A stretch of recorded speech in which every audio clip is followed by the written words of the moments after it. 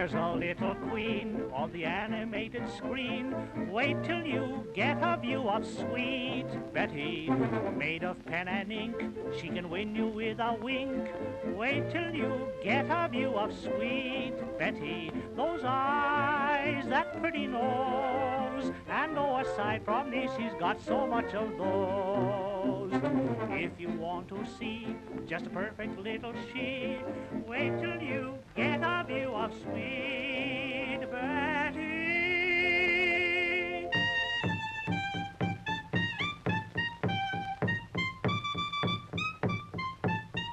All ready, the big show starts off immediately. Oh, get on, Mr. the Red Wagon. Oh.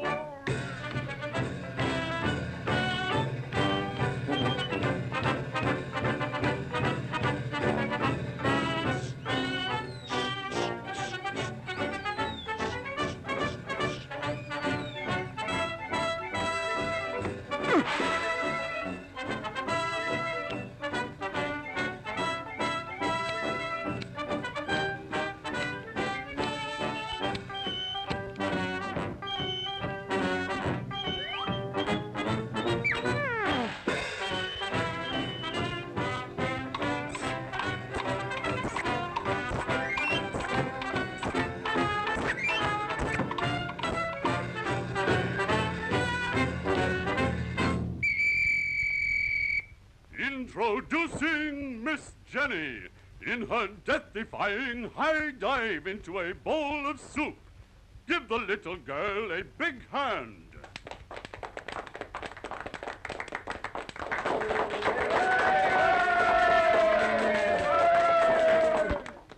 Are you ready?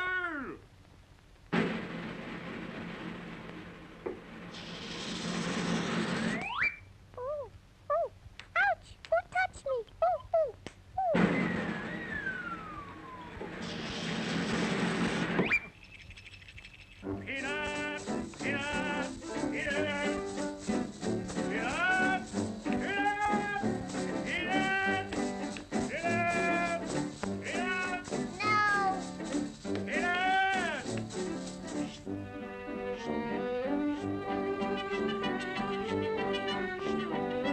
peanuts,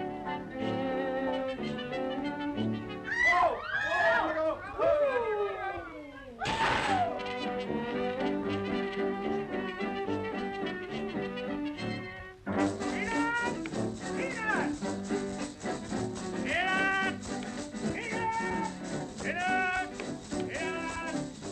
No! peanuts. No!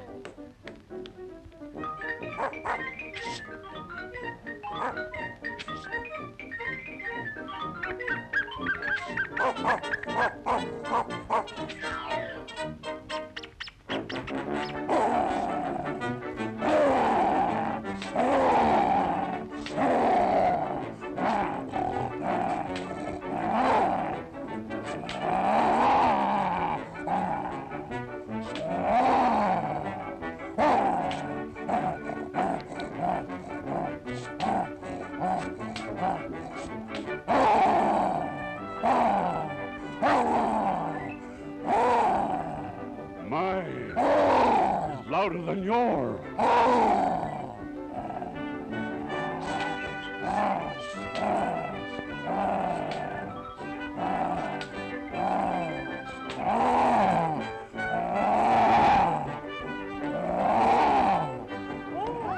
Look out!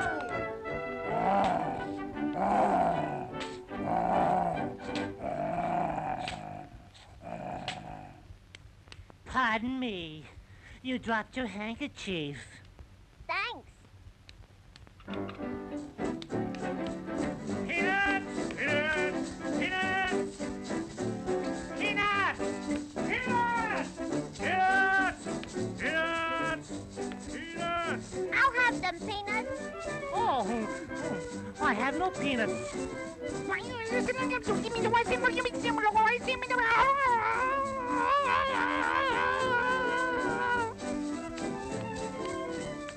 And now, Betty on the high wire.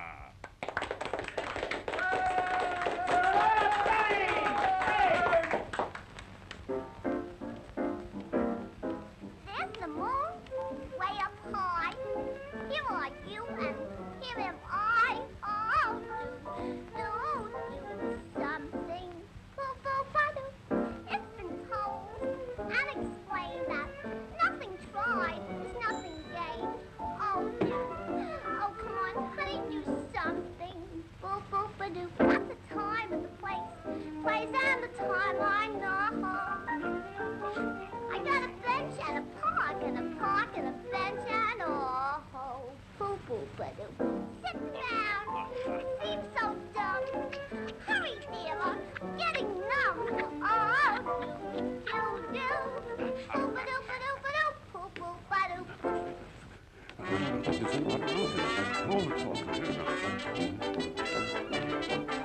I think I'll wait here and see.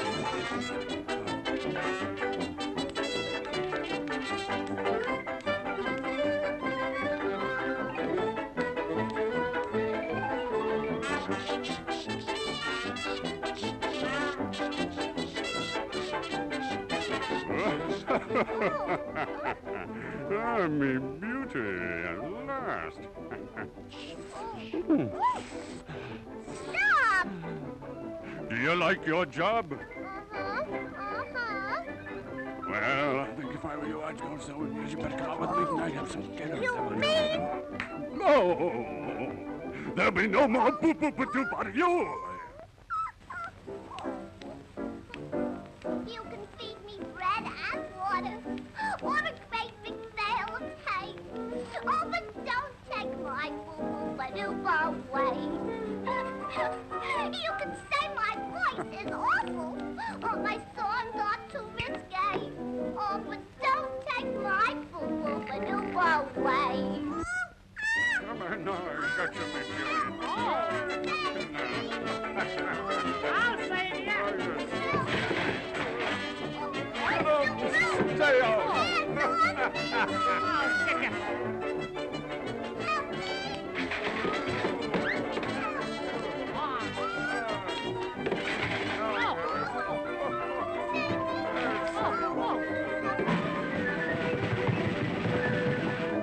Take that and run!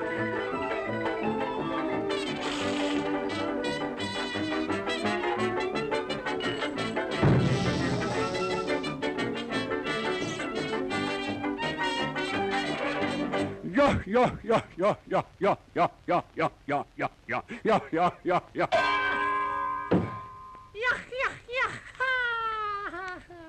Say, No, he couldn't take my boo-boo-ba-doop away.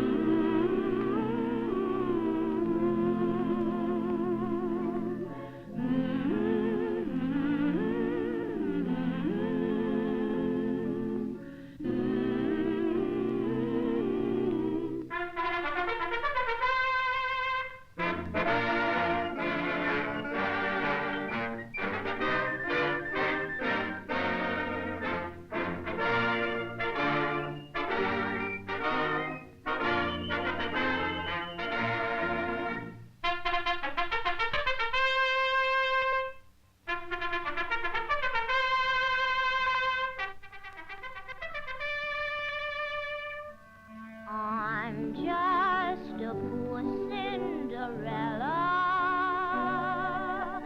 Nobody loves me, it seems. And like a poor Cinderella, I find my romance in dreams. For that's where I meet my Prince Charming. When I'm with him, cares fade away. I'm just a poor Cinderella, but I'll be a princess someday. Cinderella! Cinderella!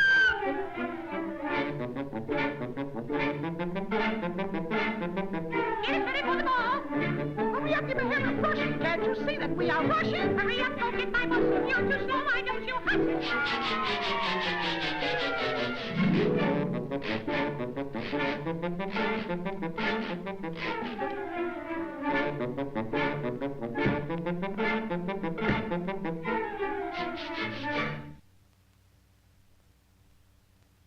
I hope you enjoyed the ball.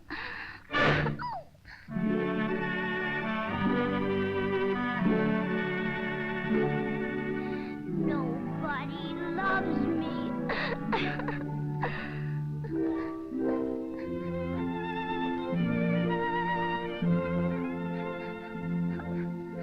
Cinderella, pretty Cinderella, you're unhappy, I can see. I'm your fairy godmother, listen to me. Dry your little eyes, there is no need to cry at all.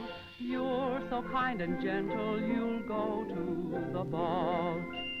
Go fetch me a pumpkin, a large one, my dear, 6 mice and 2 lizards, and bring them right here.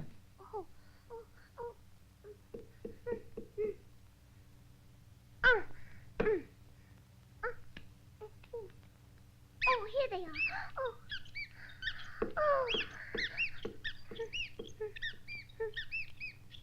Here they are.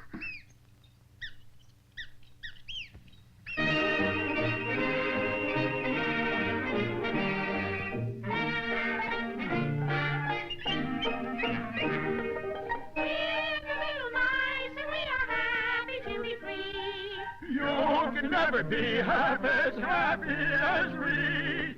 I'm so overjoyed to be with you, and this is why I was almost cut up for pumpkin pie.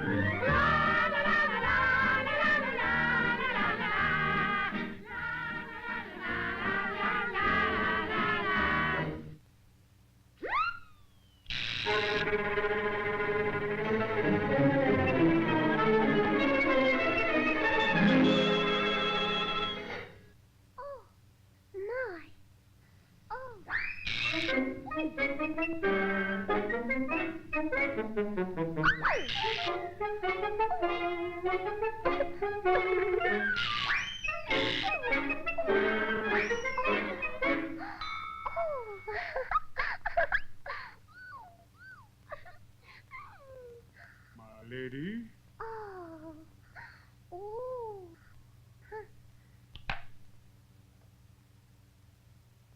Remember, when the clock strikes 12, you must be home by then. For should you fail to be in bed, you'll be in rags again.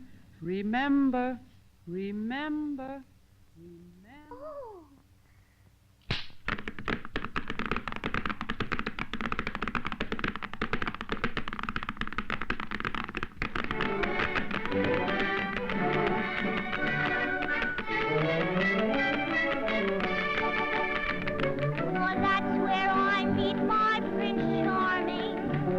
When I'm with him, cares fade away.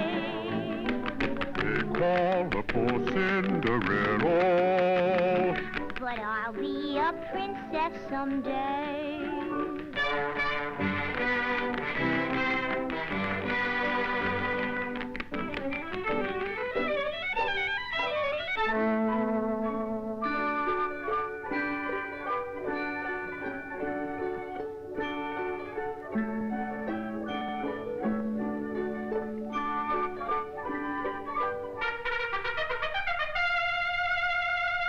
Hail the Prince!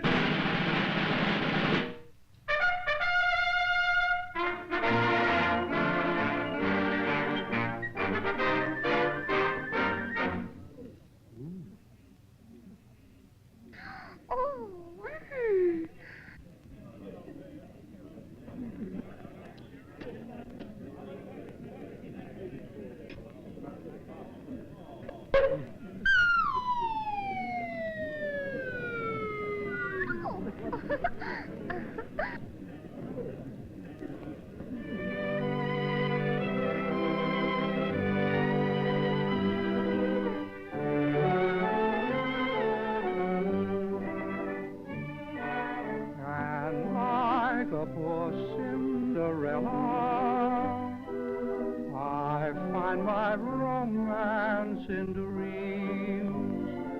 Ba-ba-ba-bee, ba-ba-ba-ba-bee.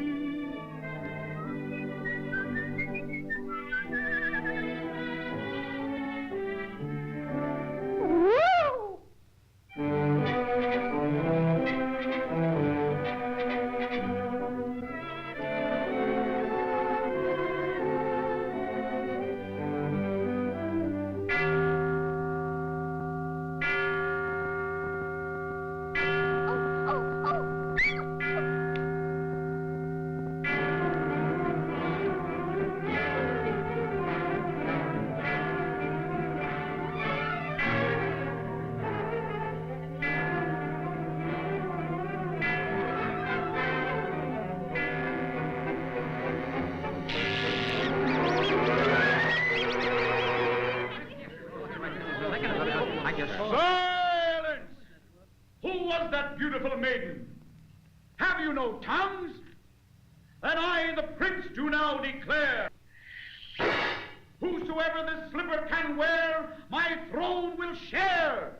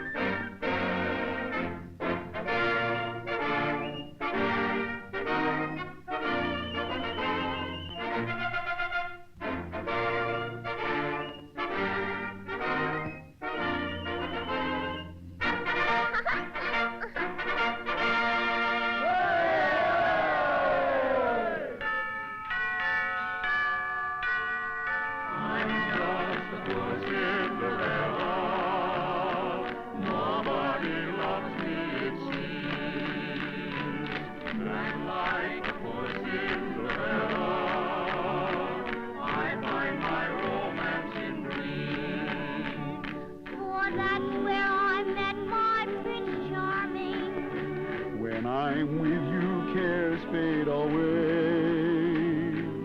I'm just a poor Cinderella, but I'll be a princess someday.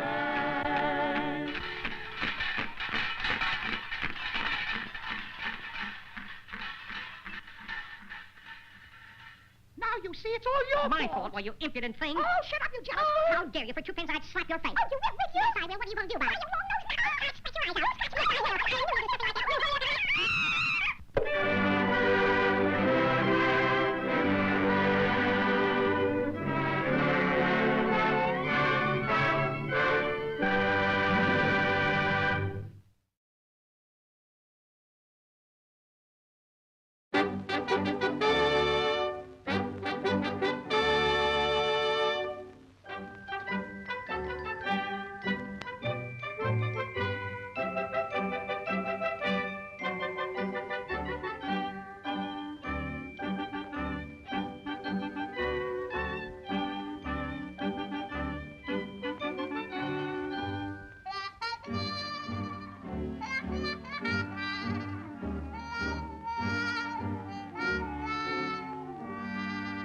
Made of pen and ink, she can win you with a wing. Yoo-hoo. Ain't she cute? Boop, boop, be-doo. Sweet Betty.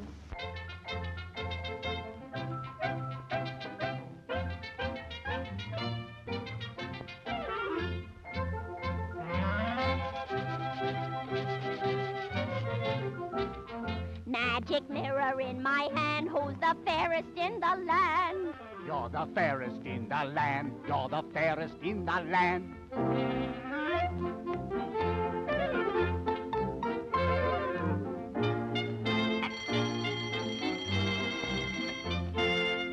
I want to see my stepmama, stepmama, stepmama. I want to see my stepmama. Her stepmama, the queen.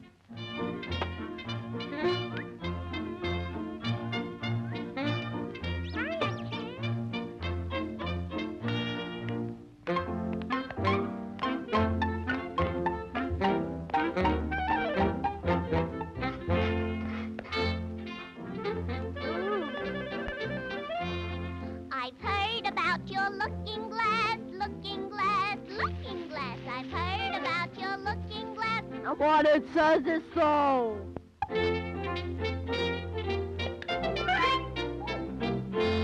Magic mirror in my hand, who's the fairest in the land?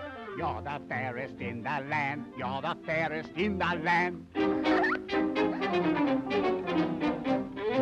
Off with her head. Okay, Queenie. What a shame. Poor Betty. Always in the way. I can never play. My own mama would never say I'm always in the way.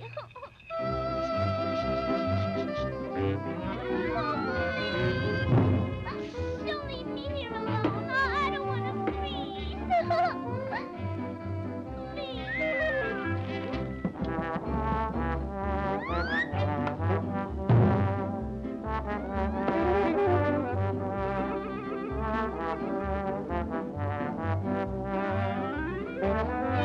Save me, save me! Thank you.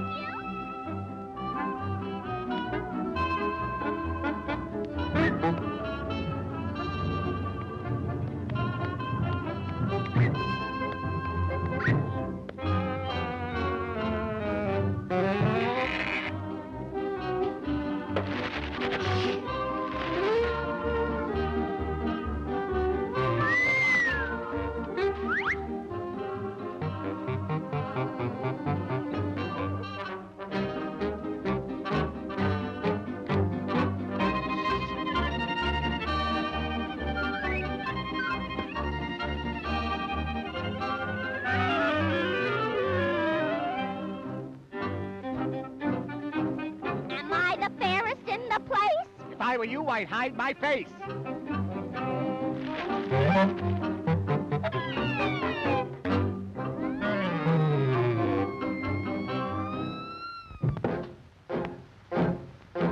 Folks, I'm going down to St. James Infirmary. See my baby there, she's stressed out all along my table. She's so sweet, so cold, so fair. Let her go, oh bless her. Wherever she may be, she will search this wide world over, but she'll never find another sweet man like me. Now when I die, bear me in my straight leg breeches, put on a box back coat and a Stetson hat. Put a $20 gold piece on my watch chain so you can let all the boys know I died standing pat. Then give me 6 crap-shooting pallbearers. Let a chorus girl sing me a song. Put a red-hot jazz band at the top of my head so we can raise hallelujah as we go along. Folks, now that you have heard my story, say, boy, hand me over another shot of that blues. If anyone should ask you, tell them I got those St. James Infirmary blues.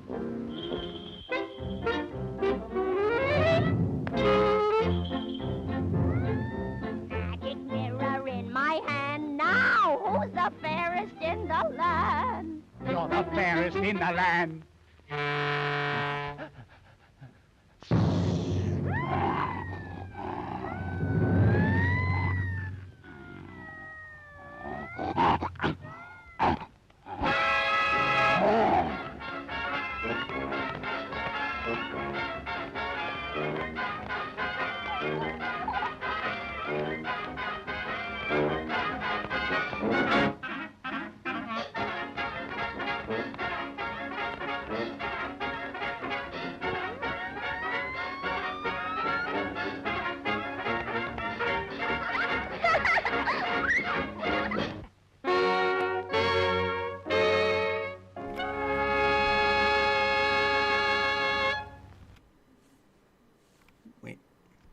Oh. I forgot which button it was. Shit. Hang on.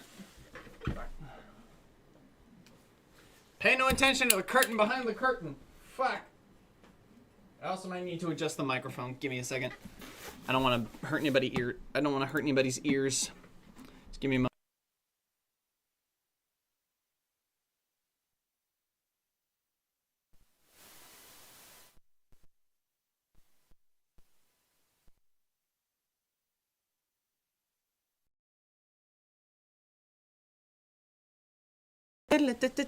There we go. At least I think so. Yeah, that's good. That's good. That's good. You know what? I could probably just stop. Yeah, there we go. Okay, now. Okay, where's the clippy? Ah, great. Now this is in the way. There. Over there. Oh man, I didn't grab a drink. Well, ain't no time like the present. Hey. Okay.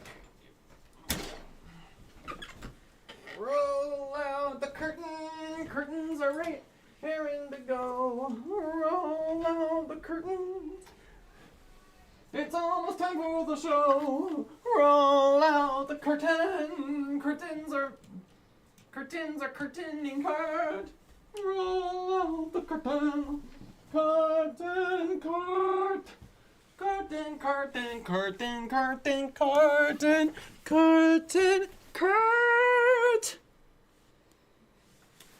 Look at me go. I'm so wet, I'm blowing out the camera. Always something in it. Maybe it's just the tiny size. Maybe it's the...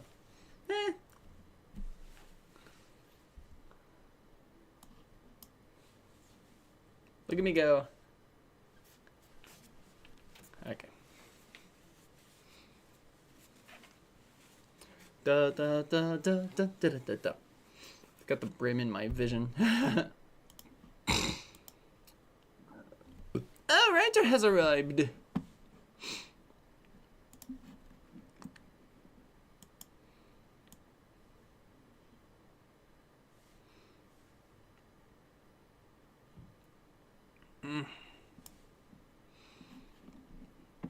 You ain't the only one.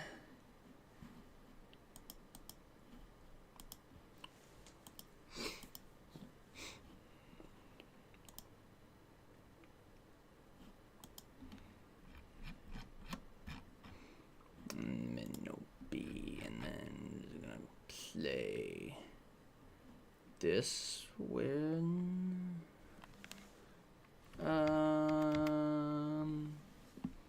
where the fuck is it? Oh wait, it's probably down here. Alright, where is it? Where is it? Where is it? Where is it? Where is it?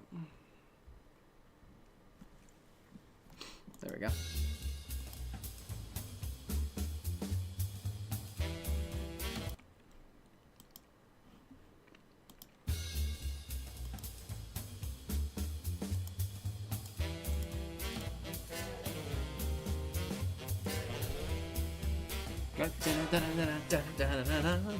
Alright.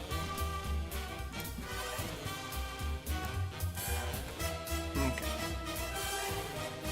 I'm gonna be right back.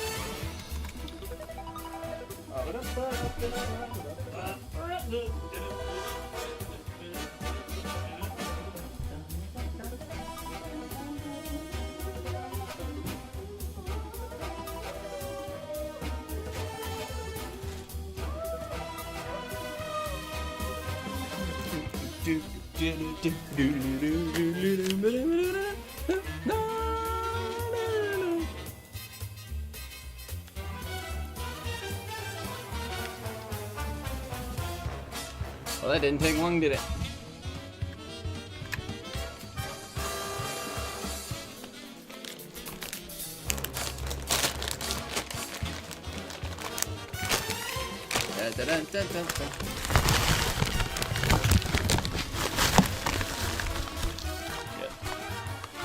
That was a real flockety noise.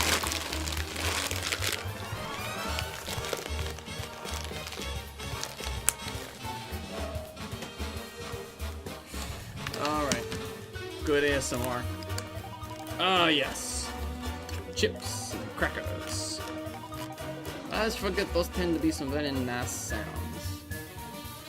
I'm just gonna...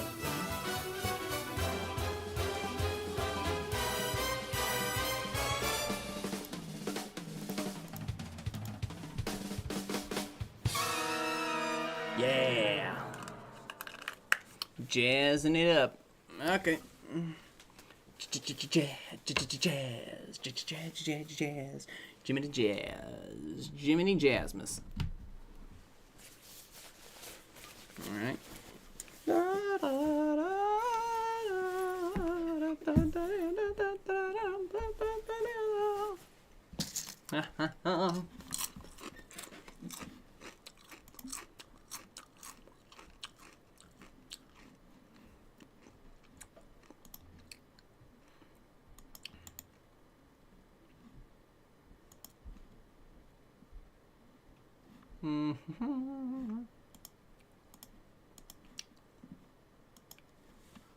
We can always watch something until she gets here.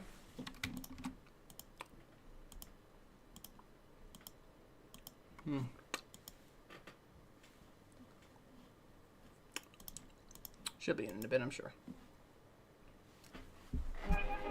No one's allowed to hate jazz in this dojo. Ha!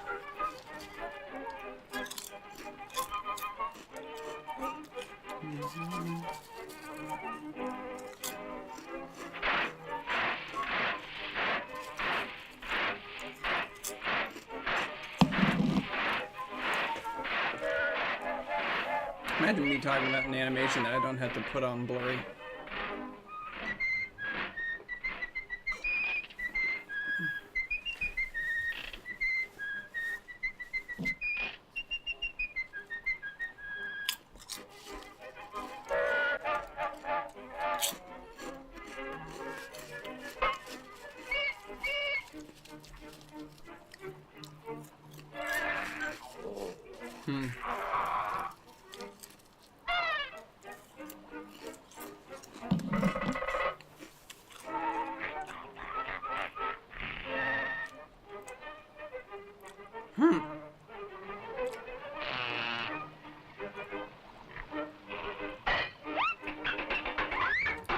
Kicked himself.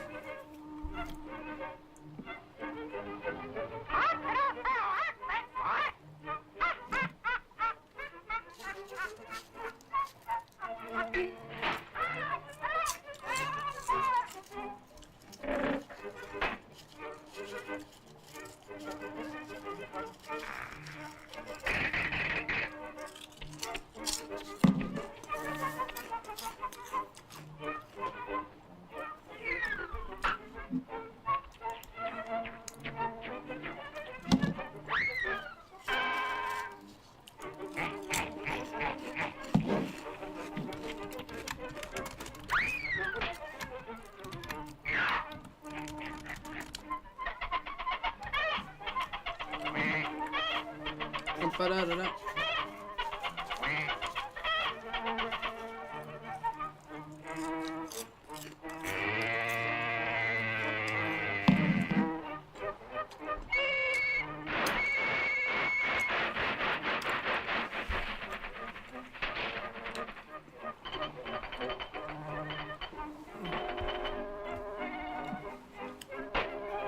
This is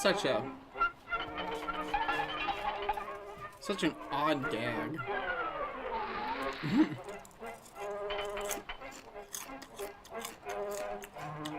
Just when you really think about it for longer than a second.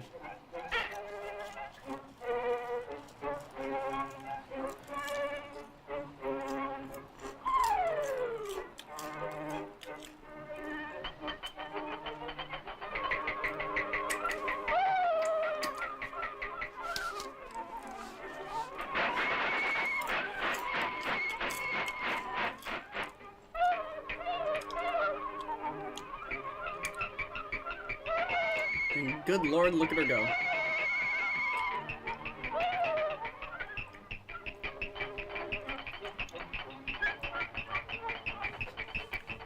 Nothing gonna slow her down.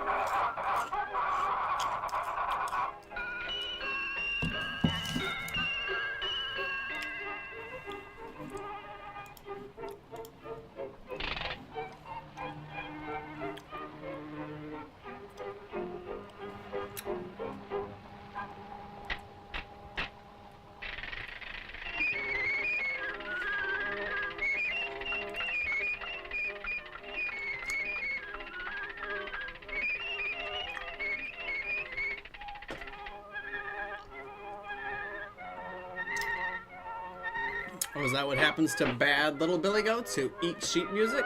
Is that what you're saying, Ryder?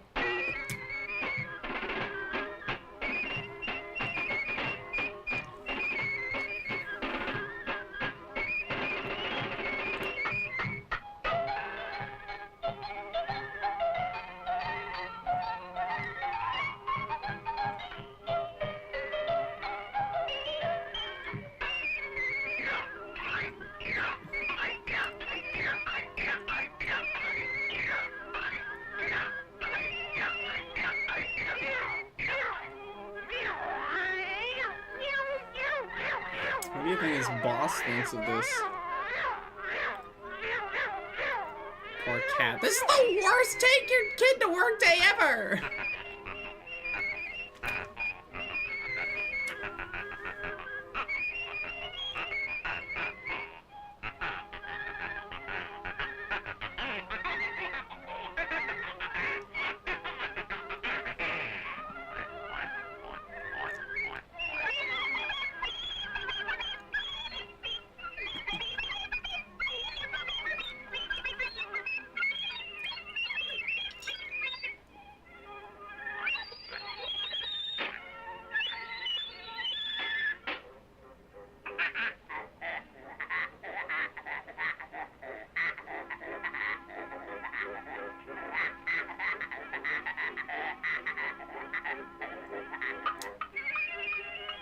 This is pretty fucked up.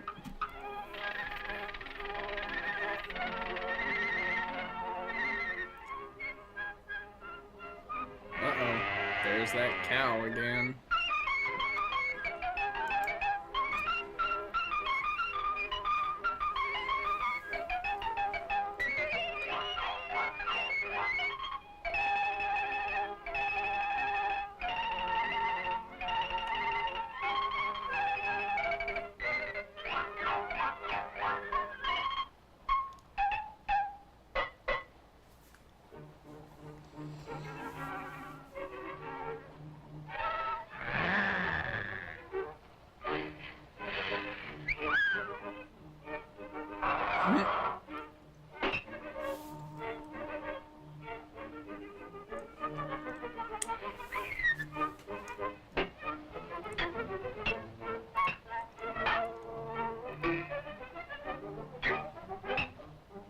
That's a great big wasted potato.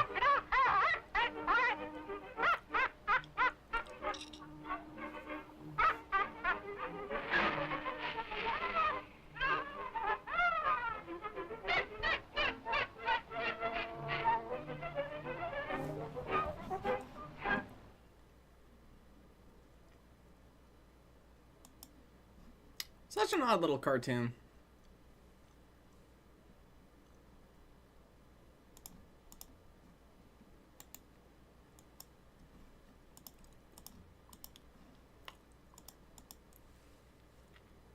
Such an odd little cartoon.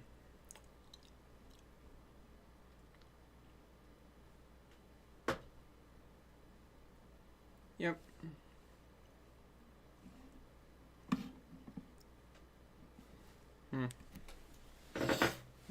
She's not here yet.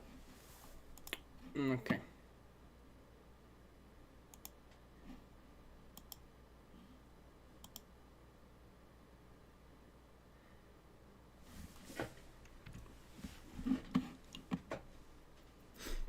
I don't think so. Well, she's online, so it's just a matter of her dropping in. Okay, so let's see. Boink. Boink. But you need to be super careful about not hitting the space bar. Ah yes, the washing machine has swallowed her whole. Pardon me, wowzers.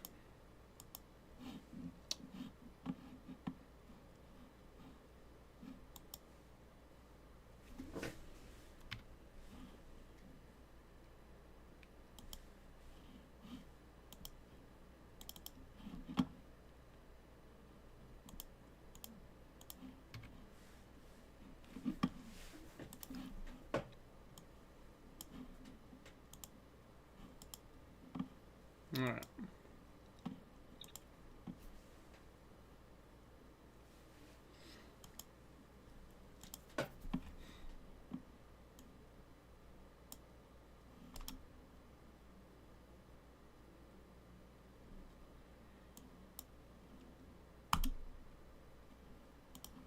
Hmm.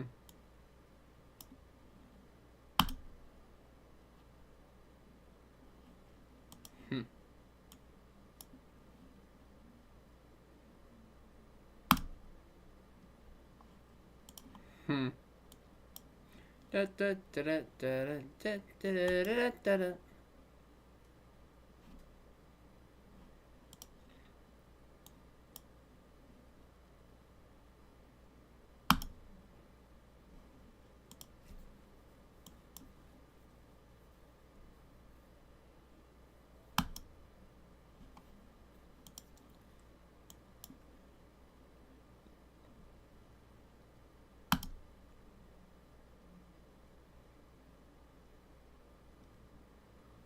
Wow.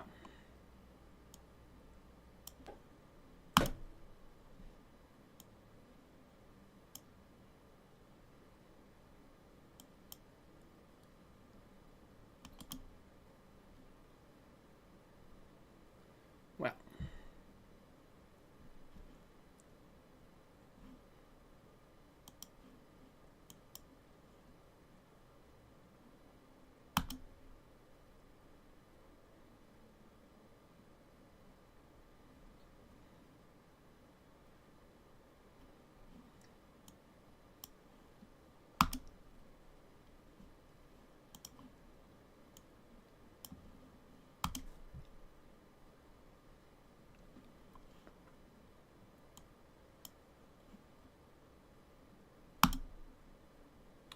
Well, well, well, well, well, well, well.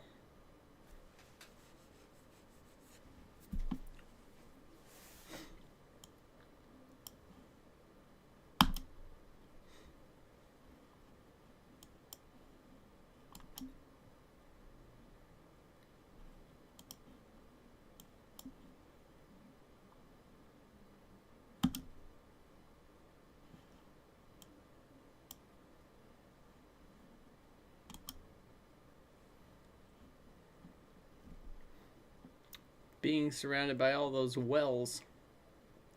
Well?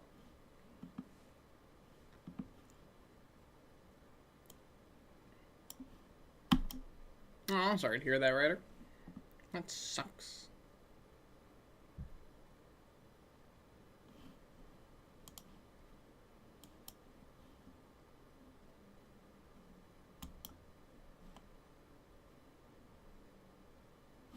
Oh?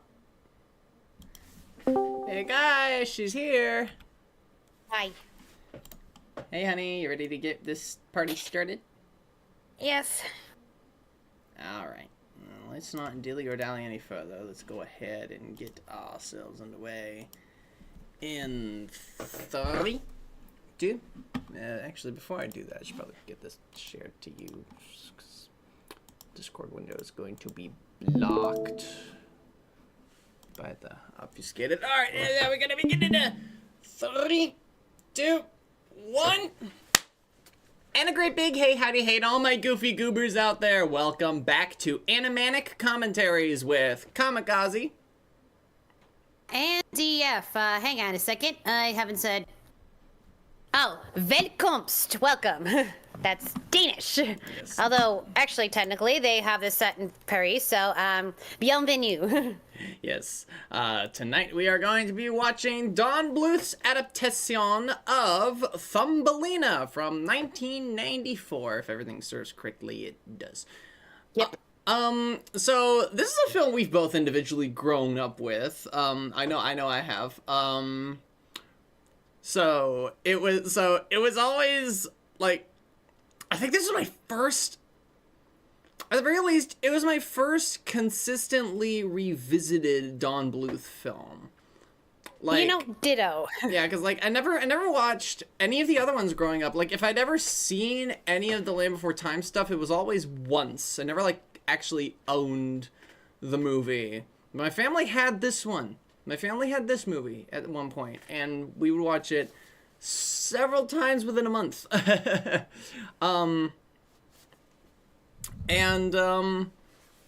Let me tell you, that was probably very formative to my sense of humor. I think I'll maybe understand what you mean later, but okay. As for me, this was like, I mean, outside of Disney, this was the other princess movie that I watched over and over. I loved it so much that, back in those days where we'd like record cassette tapes.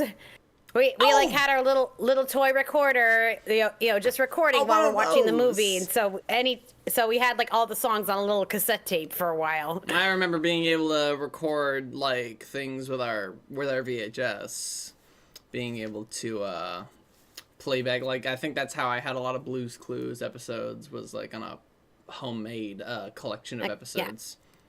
Ditto. But yeah, and I can't believe, like, I don't think it was until maybe I was about 13 or 14 when I found this movie again, because we didn't have it, but we rented it from Blockbuster like a lot. Blockbuster. See, I'm dating myself with my stories here. Yeah, and yes, and that it wasn't until 13 or 14 where I started like really looking up voice actors. I'm like, oh my god, this is Ariel. No wonder I love this movie so much. We got a couple of Disney Renaissance actors in this film, at least. Yeah. Also, another Hans Christian Andersen tale with Jodie Benson. That's true. And she's a redhead who sings. So, like, if we had a nickel for every time there was a redheaded girl played by Jodie Benson in an animated adaptation of a Hans Christian Andersen story, we'd have 2 nickels, and really weird that it happened twice. That is really frightening that it happened. Thumbelina could have been blonde. I mean, she's not like the stark red, but like she's a redhead. What? They didn't have to make her a redhead, but they did. Some people say that Don Bluth was trying to write off of Disney's recent Renaissance success, and maybe that's why. And as Squad mentioned earlier in the chat, which can no longer be seen now, during the test screenings, they blatantly put the Disney logo in front of it. During test screenings. Yeah, very sneaky. Yeah. It's 1994. And everyone's opinion on the movie is like, it was like such a great Disney movie. It's like, yeah, imagine that. They for Don Bluth, like failing, like after fucking All Dogs Go to Heaven, like didn't really perform well next to The Little Mermaid. Rockadoodle was their next film. They did The Pebble and the Penguin. This film came up. Actually, I think this film... Penguin was after that. Yeah, it was like Rockadoodle, Troll in Central Park, Thumbelina, then Pebble and the Penguin was definitely before Anastasia, definitely. But hey, I won't make fun of Rockadoodle until I properly watch it. But what I do know is that it was not... like Don Bluth and company were in financial straits, and Rockadoodle didn't help. We need to save that for another time. Yeah, we should. So you know what? It's a trip. Part of it's a guilty pleasure for me.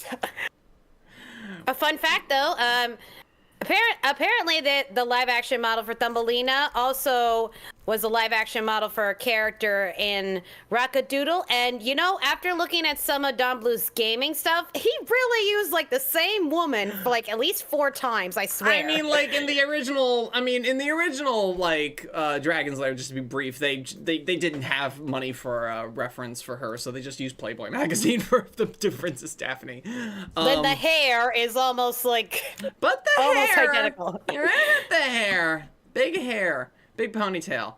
But yeah, so, for all intents and purposes, everybody, if I may be so bold, please, for the love of God, whatever you're going to think about this movie, whatever you think you're going to think about this movie, leave your cringe at the door and brace for impact. We are going to have fun, goddammit, and no amount of Razzie Award winners for Worst Original Song is gonna stop us tonight. So, everyone get set for synchronization. I'm gonna get set for synchronization. The big black screen for synchronization. Everybody ready for synchronization? I hope you are.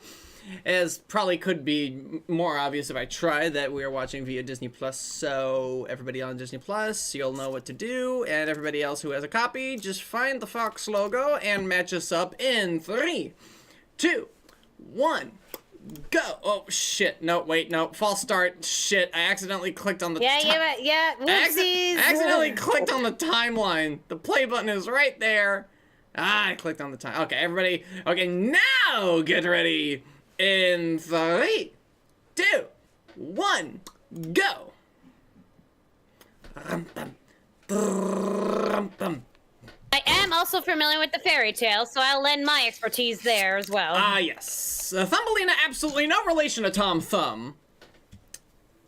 Interestingly enough. They both just happen to be written about a person no taller than a man's thumb. A fairy tale copied off of each other for a long time, so... Oh, yeah.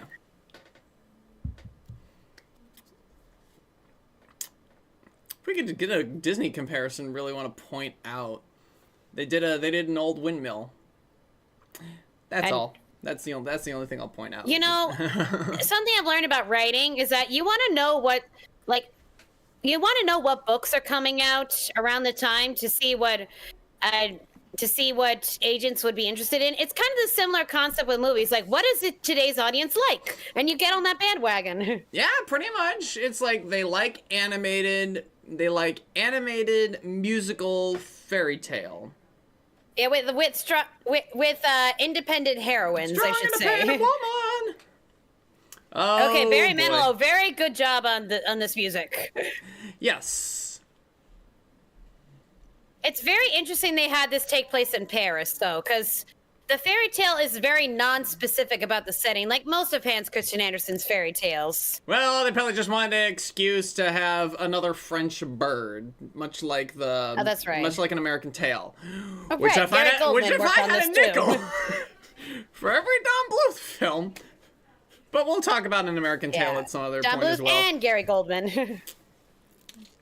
Very good friends to this day. Yeah, 1994. Damn, we had The Lion King, we had this, we had The Swan Princess. Yeah. Okay, this is probably the most 90s CGI animation moment in this movie. You know, it really just goes to show how well Disney was doing it. I mean, this isn't bad, it's just, whoa. It's just that Disney always put the CGI to, work within the art as opposed to just the spectacle of it being 3D. I will say, whoever they had, I don't know the voice actor, what else he played, but he really had the presence with his voice, you know? Yes. And a very nice, French accent as well. A bit cartoony, but, I mean, that works.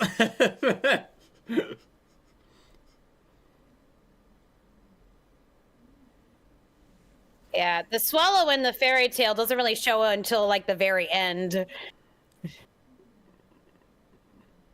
I do like the way they establish him pretty early on. Yeah, the point of the story is follow your heart. Your heart, your heart! Yours, not ours. Your own, shove your hand in your own chest, why don't you? He's just like me, for real. And he has actual bird feet. The boots are such a good part of his character design. It's like easy to forget that he does have normal bird feet. Yeah, and still a little bit of human choreography in there. Yeah. You know, I could see some. Also, if you've seen some of the bird animation Rockadoodle as well, I could see some of it here. Yeah. Also bird animation from what's called American Tail. Yeah. And yet you're picking tragedies. Yeah. Like Samson and Delilah and Romeo and Juliet, man. Apollo and Daphne, that was not a romance. Apollo and Daphne was really not a romance. That was attempted sexual assault there, okay? Yeah.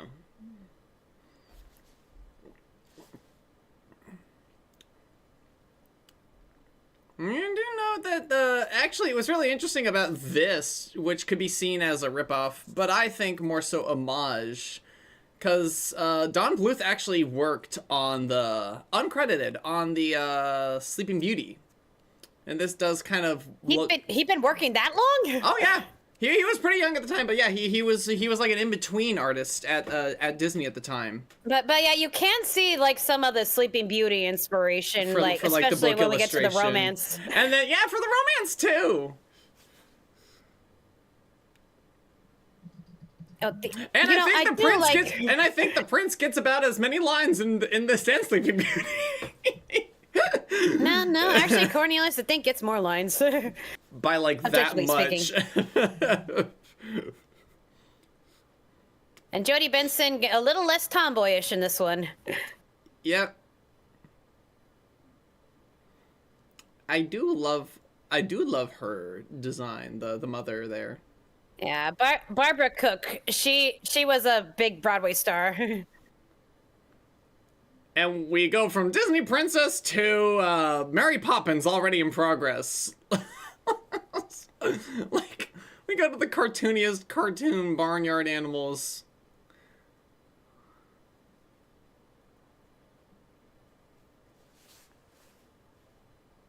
So they had to like draw those details so small on her. Yeah.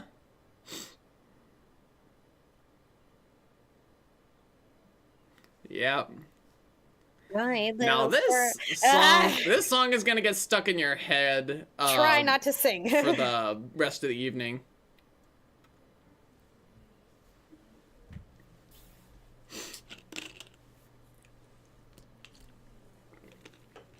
Yeah, she having the ballet movements, definitely inspired from Aurora.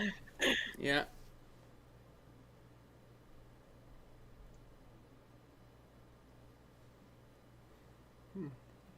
It is very interesting. Okay. Oh God. I do love her. He just wants to belong. I do love Jodie like making her voice just a tiny little bit higher. Like, well, she was always like capable of it, but Howard Ashman had directed her to sound more tomboyish for Ariel. So, well, I mean, she's she's making that choice on the line about referencing her size.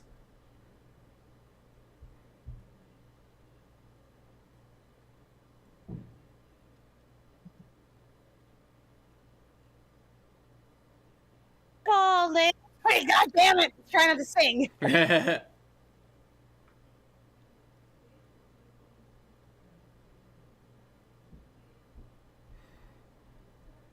In Giant Hand.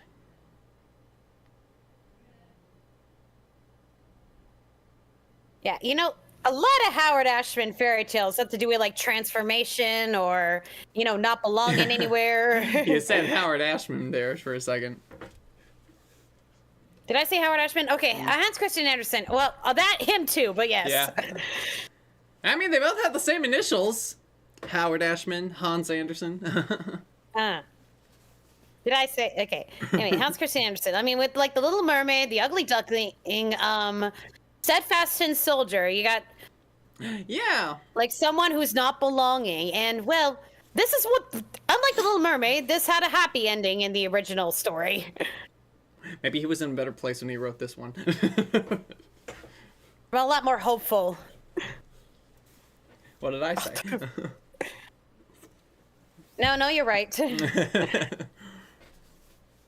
She's like, representation, right? It's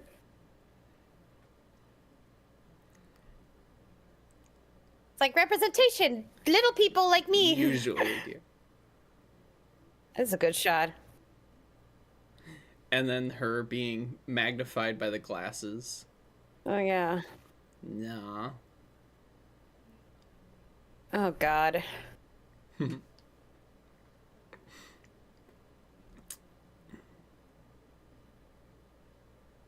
Yeah, I've also seen like movie analysts like making, you know, finding connection with like having disabilities.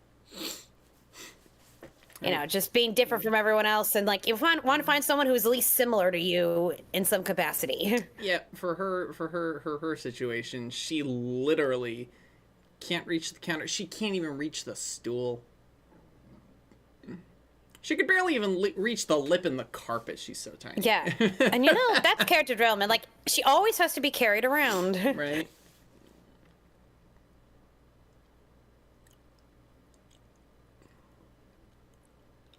No.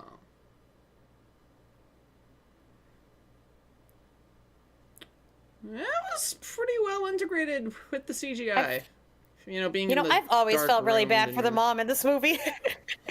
I mean, she wanted a child. She got a child, and then she darn well near has a heart attack when her child, the size of a thimble, disappears. Like, good Lord. We don't see her like maybe we see her twice more in the movie. I'm like, this poor woman. Like, yeah. Oh, and this song. Oh. Yeah. Oh, honey, I sang this a lot of times before I met you. No. Let's put it that way.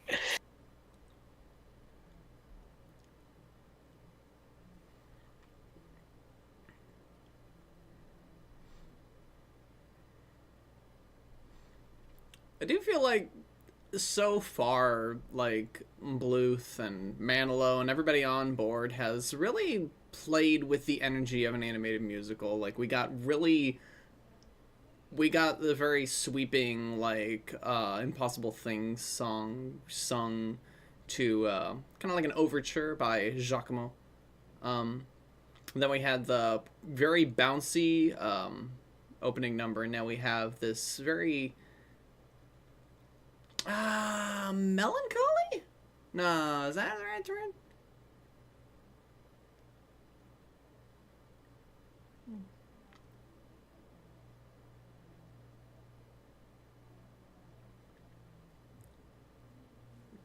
You know, Jodie Benson gets a lot more singing in this movie than she did in The Little Mermaid.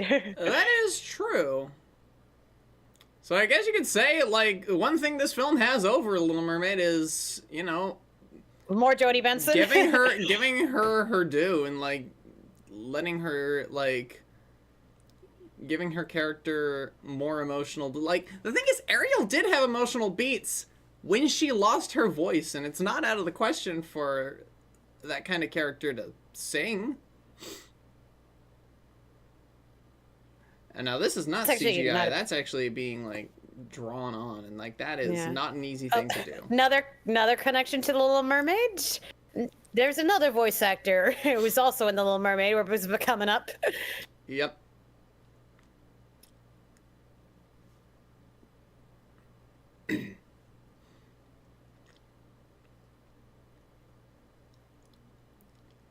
So wait. This guy played... But you'll hear it. You know, I'm gonna let you figure it out. No one tell him yet, just yet.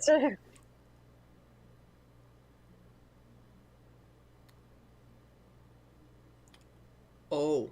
You know, it's not the only Don Bluth associate thing he's a part of, so...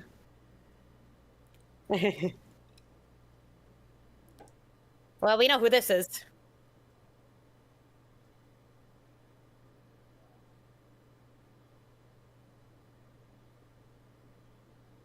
Oh, hello. Is that him?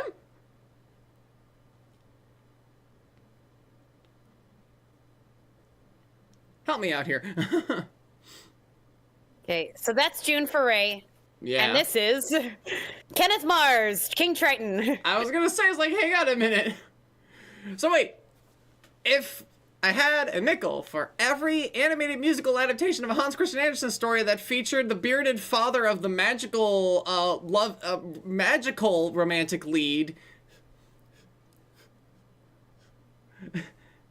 you know what I'm trying to say. Yes, I know what you mean. Yeah, maybe the actor just had a beard, because like Now, see, this is very reminiscent of Sleeping Beauty. Just like you hear a voice, see a dancey girl, you just kind of sneak up on her.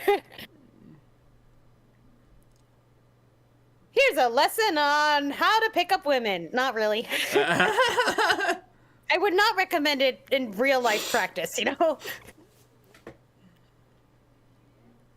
Oh, damn it, dude! That was a library book! Also, hi, Dimitri. I mean, face-wise, it's Dimitri. It's his fucking hair, too.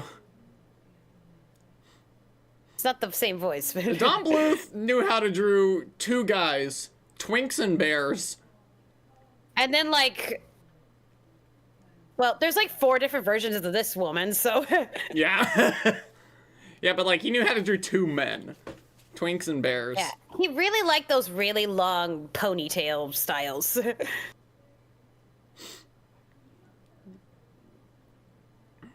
then she's like, I mean, I mean, you're like the first person her size she's ever met.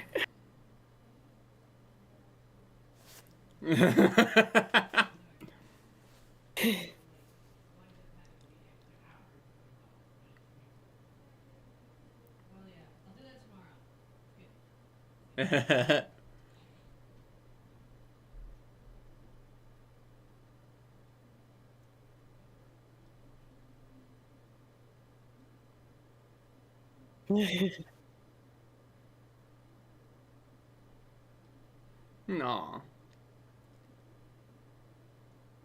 Well, you can't blame Hero. Somebody just like ran in the window. A better reaction than the prince in the fairy tale had. He's like, Thumbelina's an ugly name. We'll call you Maya. Jeez, okay. I mean, if you go with the possible trans allegory, it makes sense. But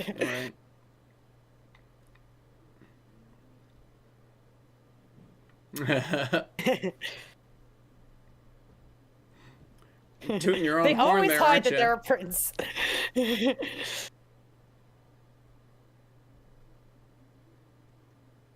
But I will say, the way they draw them, a lot more chemistry than Aurora and Philip did, you know? There's something about like the facial expressions.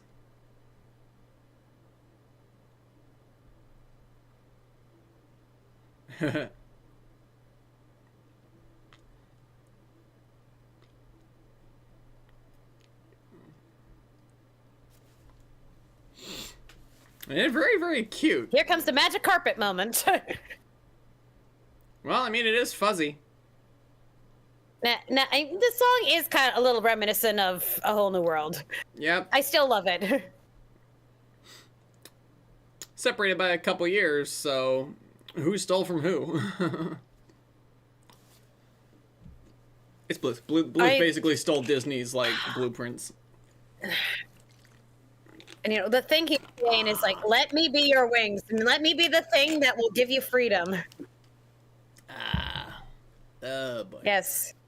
Like, let me be your wings. I'll go ahead and get into those character designs when we see those characters again. Yeah. I get what it means now as an adult. Like, let me give you your freedom. Let me lift you up. Let me support you. Yeah. And like anything that you desire. Exactly.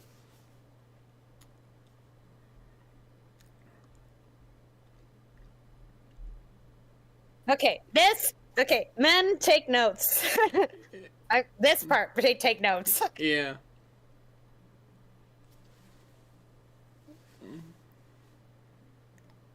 I do love the way they've painted the pumpkin stem to, like, allow her to step up like that.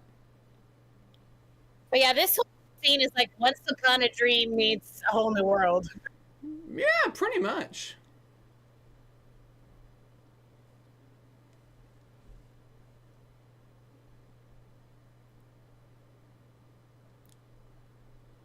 Random bugs. Yeah.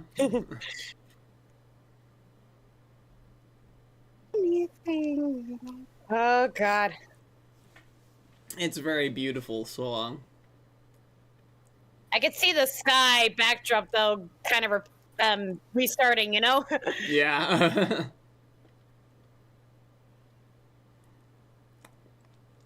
making movies on a budget, and they still managed to do some neat things with parallax and CGI. So it's and speaking of CGI, oh boy.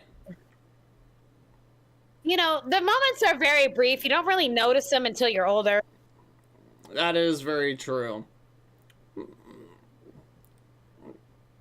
Why did you choreograph it like that, though? I never really got that. Well, they're obviously setting something up for later. As we know, watching this movie. And there's Charo.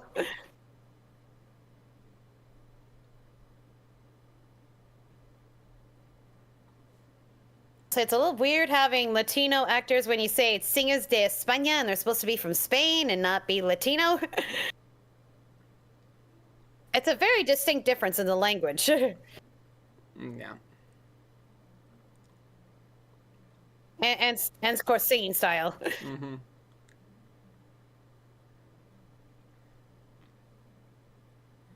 Oh.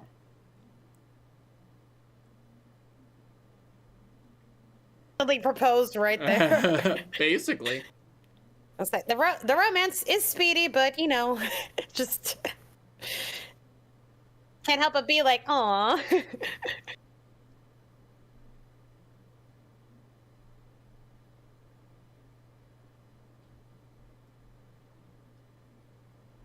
I mean, he did say he was going to see you tomorrow. So it's not like he was just going to run off.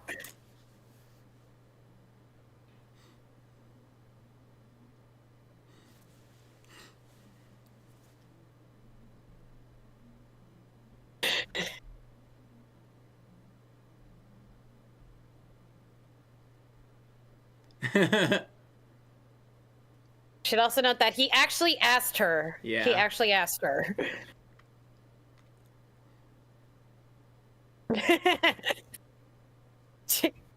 Oh God.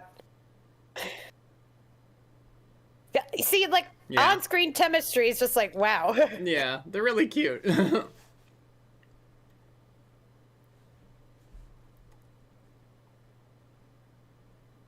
Yeah. One thing I've noticed in Don Bluth's films, a lot of the, you know, the main couples, like their like the on-screen chemistry, however brief their time will be, will always be very intimate, you know? It's true. It's like you see their eye contact and their body language is very, very strong. Yeah. Very, very exaggerated. When you see Rockadoodle, it'll be a similar thing there. Oh yeah. Did we even talk about what we're doing next week? I forgot. I don't really have a plan for next week, so we'll discuss that on our time. I do love the giant mustache on this dog. Hero is a good dog. Of course.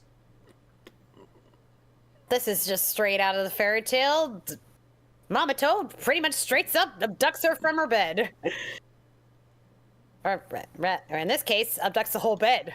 Mm.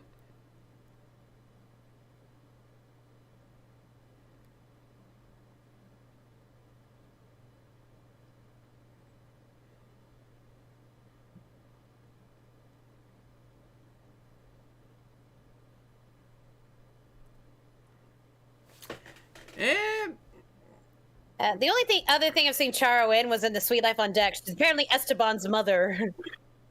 Hmm.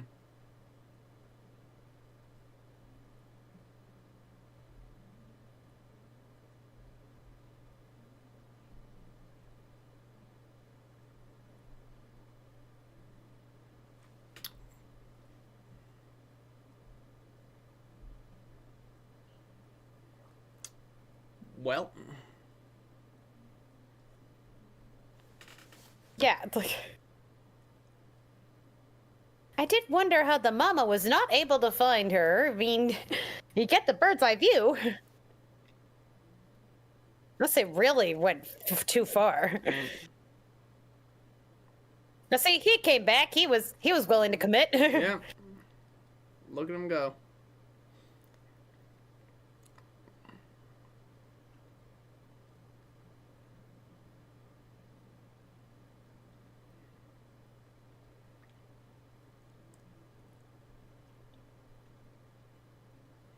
And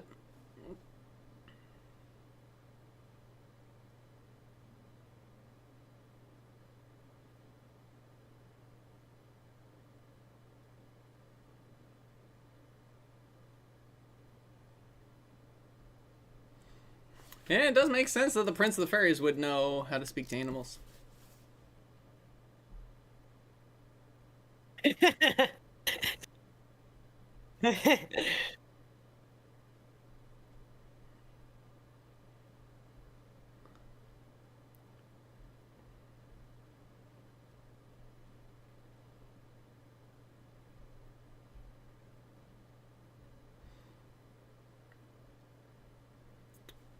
Now, He's see, such a young boys, good fairies boy. can be very manly.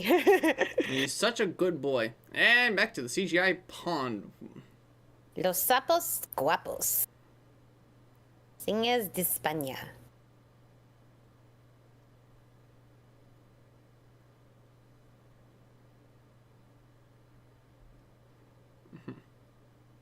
It was an interesting choice to have like a Latin vibe to these guys.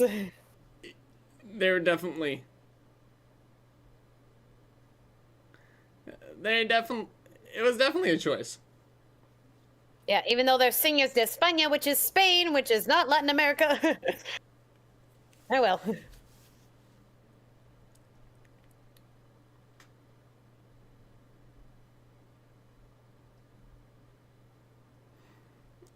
Oh, Lord. Some of the designs in this movie are really wild. Yeah, big, yeah.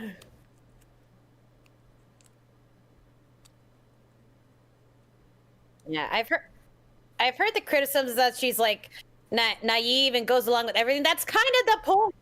She's a tiny little girl. She's never been outside home. Kind of the point. Like, I mean, the fairy tale was like to show what women were like in this crazy world. Everybody trying to make decisions for them.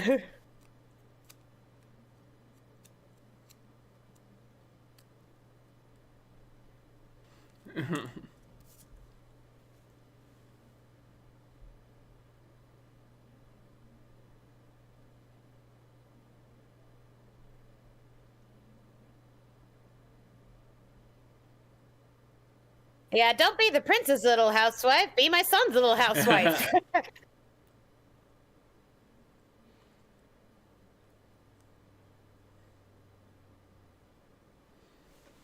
And yeah, this is like fake female empowerment, though. Like, yes, you could be a star, but you also have to marry my son.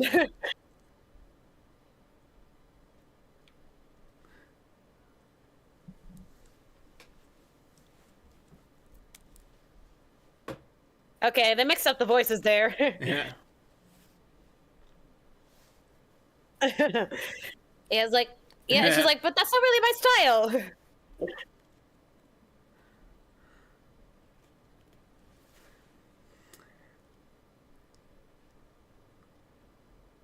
Yeah, and Jojo, she's struggling to keep up with this. Like, yeah, but I can sing, yes, but this isn't really my style.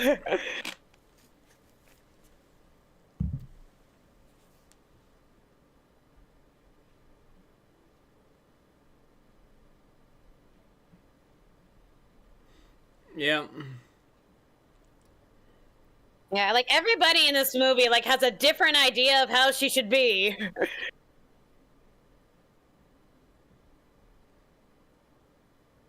And she's like, but that's not me.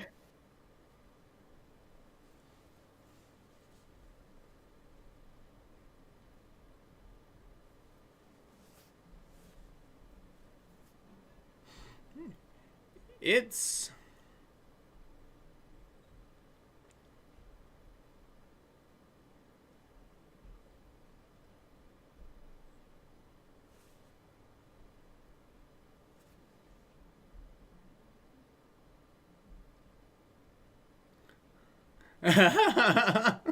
just fucking stepped on her toe.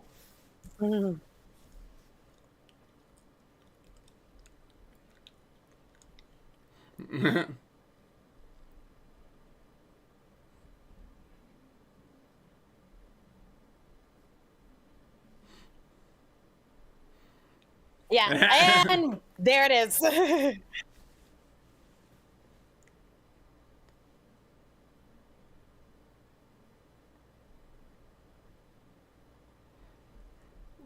You can tell that everybody was having a lot of fun with this whole bit. Yeah, they were. Yeah, they're like this. Every number is like just sung very well. Yes, even the Beatle number for what it's meant to be. Okay.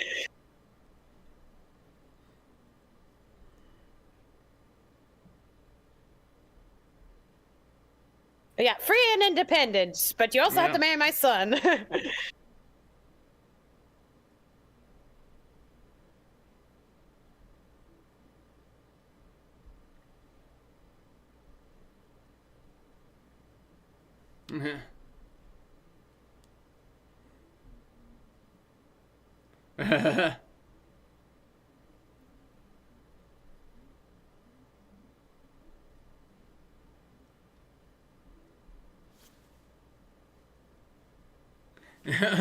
They just leave her. It's just out in the lurch. Yes, thank you. Yes. Like, next time you say that, like, she's naive and goes along with everything, like, it's character development, guys. She's not going to start out perfect. Is also, like, just absolutely... That's not exactly... Okay, now here's a plot hole that I frankly agree with on it being a plot hole. I'd say the film does draw pretty good attention to it, though. Yeah, I'll talk about it in a minute, just... Yeah. The thing is, the swallow doesn't show up in the fairy tale until towards the end with the whole mole stuff. Right. And they create a problem by introducing him early. Because her whole story is set on a very perilous journey to try to get back home to her prince.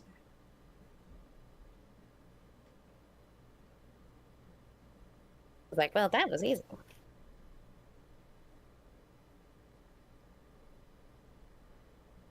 No, they left her behind because they need to go get the padre. Yeah.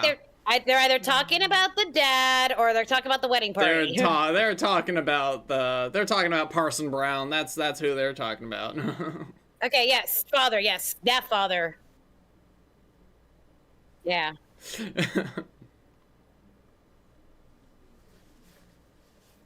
I do love this family of fish down here. Yeah, that was, well, because in the fairy tale it was two fish who helped her. It was two fish who helped her off the lily pad by snapping it. And the bugs are here. Actually, how she actually got off the lily pad's even darker. Well, the fish snapped the lily pad, so she's floating down, and then she ties the lily pad to a butterfly, but then the mayfly takes her, and she's like, but we have to go back for the butterfly. It's gonna die. It's still tied to the lily pad. And then we never hear from that butterfly again. I know, I'm like, geez, Anderson got really dark. A lot. So there's a lot. There's a little bit of, like, old cartoon influence in some of the designs. Like, if you look at the barnyard animals, they're all very, like, 1930s, 40s cartoon designs. But, creates a little bit of a... What do you mean? What does he mean? How does he know the part he wasn't there for? She literally just told him all that stuff. And also, he's reading out of a book right now.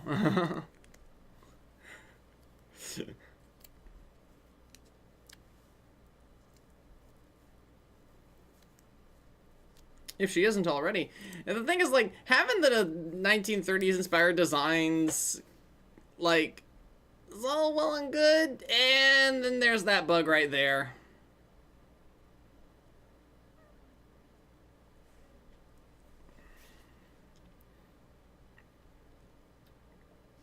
Yeah. There could be a little bit of a... There's some... Or, you know, you could, fly her home. At least get the bird's eye view of it. But, like, repeating 1930s cartoon designs without thinking about it creates some designs like Or, that you one know, bug on the left there. It's like, I'll bring him home to you, like, or, you know, you could fly her home, at least she's out of danger, right? Or, you know, why do you have to bring the prince to her? Just, like, you know, even... have her fly with you and she'll be safe.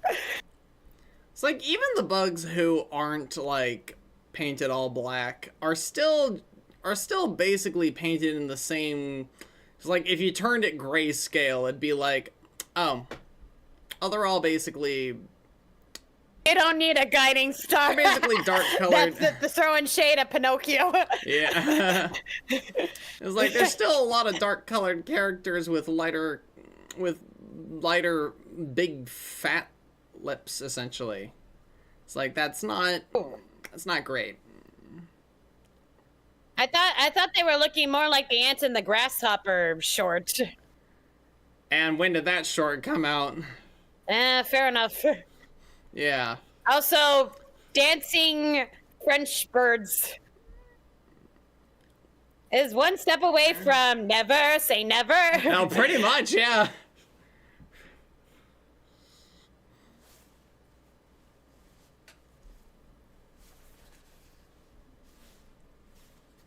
Yeah. There's a... The thing is, like, obviously, those old style character designs are a little incongruous with some of these other designs, and it feels like they just kind of threw shit at the wall. And then you got the French boys in their striped feathers and berets. Nearly as bad. No, I definitely say the minstrel show bugs are significantly worse than any other stereotypes in this. Well, okay, the Latina. Seriously, the Latina bugs might why be. Didn't you fucking the Latina frog. home? Okay. Sorry, Why didn't she ask him to? Like, we're putting the onus on the bird here? She could have asked him to. Or how about the millions of bugs there? Any of the bugs with wings, that's another valid option.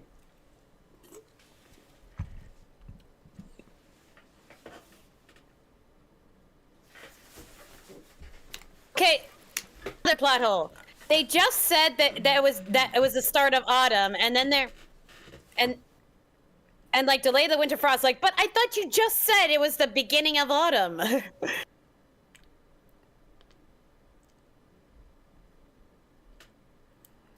But they're just talking about the frost. That doesn't necessarily mean that winter is here. Like, frost can start winter comes in like 2 days in this movie. Yeah, well, frost can start appearing like, and again, the frost starts appearing before winter. And like I said about the minstrel show designs from 1930s cartoons, these frogs are also kind of soaked in it as well. Look a lot more like commedia dell'arte characters in their dress. True. Now, pretty ideal of European street performers, actually. Yeah, but then their faces are just emblematic of more of that old style cartoon influence on some of the designs. It just doesn't read well. I always love that little bit of the way he just turns back. All that. Yeah. Well, it's over the there. associative Over quality. there. Yeah, right in that direction. And welcome in. Rest in peace. Yeah, God rest his soul. Here's another Disney Renaissance performer doing the same kind of shtick, just a comedy side character. Yeah. It's very good that they have him like this, what's the word? I'm looking for the right word to describe this sort of character here. Womanizing playboy? Yeah, womanizer, bit of a sleaze. I mean, look at his mustache, which he's playing with like they're his antenna, which is very funny.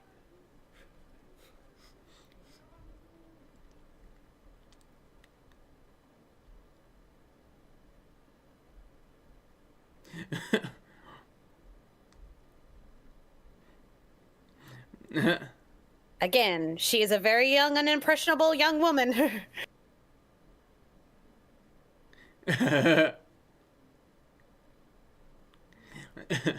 Okay, so in the fairy tale, it was a mayfly, and I can understand them changing it to a beetle, because mayflies only live for a day. Yeah. But that was like the point. A mayfly, you know, live for a day, so they mate in a day, and I get the allegory, you know. Yeah.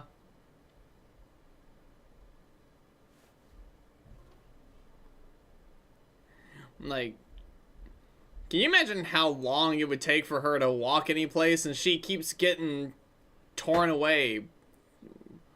One place. And once again, someone else. Yeah. Who tries to make her into something she's not. Yeah. And you know, it's like, this is how I think you should be. Yeah. You're beautiful. But let's dress you up in whatever this is.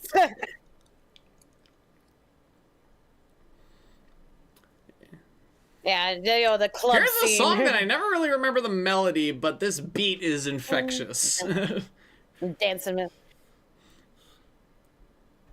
Yeah, say what you will about Gilbert Gottfried's voice, he's a character singer, okay? He does a pretty good job. Between this and Return of Jafar, is like he's pretty good.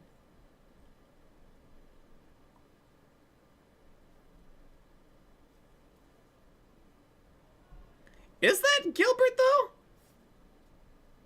Oh yeah. Okay, yeah. Yes, it is. That part's not him though. No. Oh, that is. Affleck. Yeah. I love the director choice to, like, they make her ornamental here. Right. A sugar baby. It is pretty much the same vibe as in the fairy tale. Yeah. Like, he just wanted to show her off to his friends. Arm candy.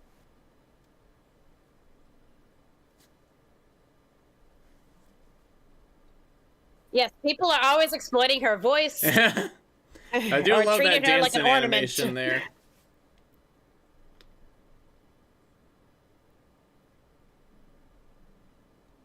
Ugh.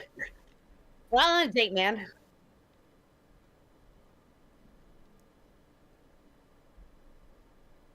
Ugh. Ugh. And the way they make her look like she feels so exposed too. Yeah. Damn.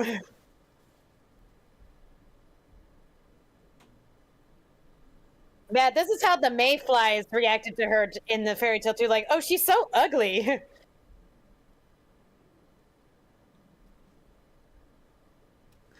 Good lord.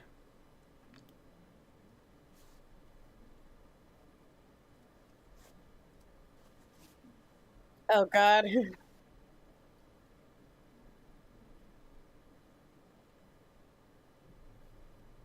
Again, she don't fit, she don't fit.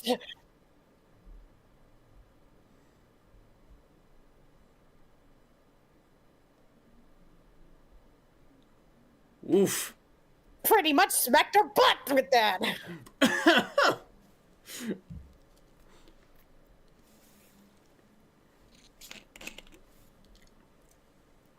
Yeah. So first, someone who kidnaps her, and then someone who only takes her to be arm candy, and then gives her up once all his friends say, "Oh, she's ugly." Yeah. Like I said, it was meant to represent how women were treated like commodities. in the 19th century and pretty much every other time. If I were a bug, I probably wouldn't spend much longer around an amphibian than I needed to.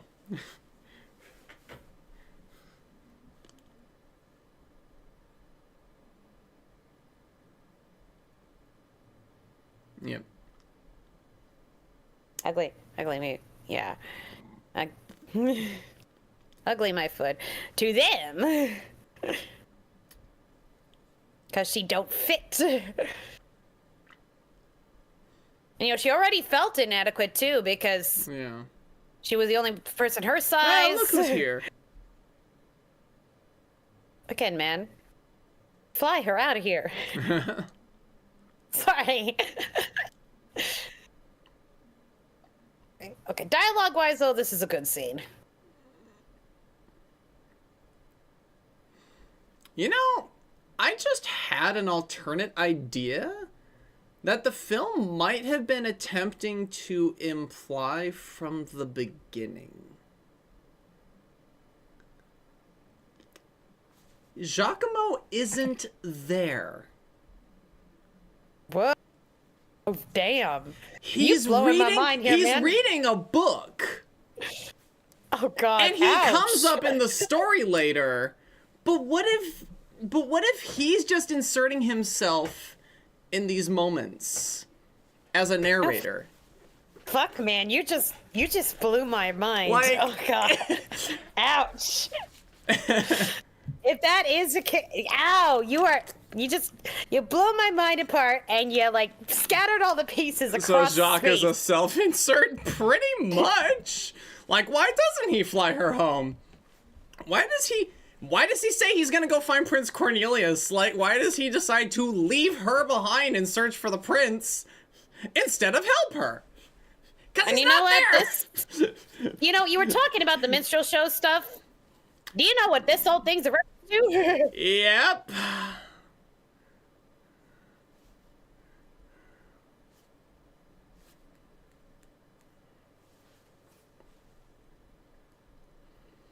No. Okay. Do I have to say it, or? No, you don't have to say it. We got the rabbit and the fox and the bear later. So, yeah, we pretty much got the whole cast of the Uncle Remus tales. Yeah.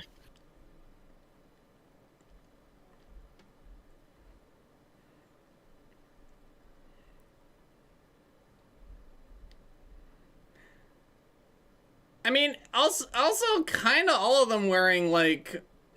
Oh, really? That's Mae Whitman's mother? Cool. Huh. The rabbit is Mae Whitman's mother. That's awesome. I don't need to say who that is, do I? No, Mae Whitman. She's Katara. Yeah. She's Amity. She's Tinkerbell. Tinkerbell, yeah. A million other things. We should cover the Tinkerbell movies. It was actually in the recommendeds of this movie's homepage, essentially. The Tinkerbell movies that I believe helped my brother get into engineering because he got really into fairies. And, you know, Tinkerbell with the tinkering. I'm not gonna lie, those films are a lot of fun, but... Looks like the thorn wasn't that bad of a deterrent for the time being. So you gotta think of her, like, wandering around, like forever and ever. Right? Yeah.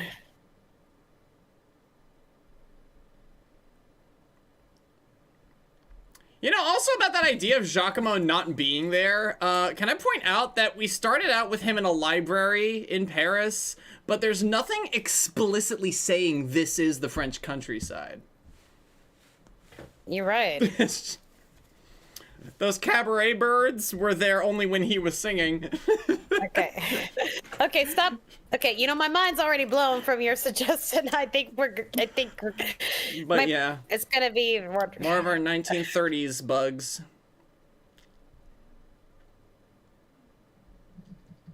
And you'd think the toe would end up hibernating sometime soon because it's getting too cold out for them cold-blooded amphibians types. Do frogs and toads hibernate, actually? I think amphibians are cold-blooded, so I want to say yes. Well, yeah, they do. I remember I watched Amphibia. Yes, they do. Yes, they do. Well, maybe this guy just don't fucking care. I mean, he's separated from his whole yeah, neither does the whatever a group of frogs is. Toads, sir.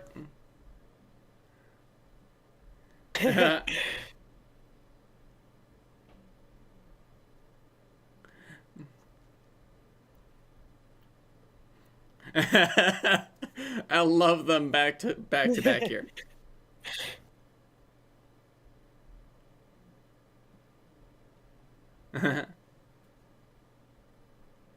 People always step in on feet everywhere in this movie. Yeah.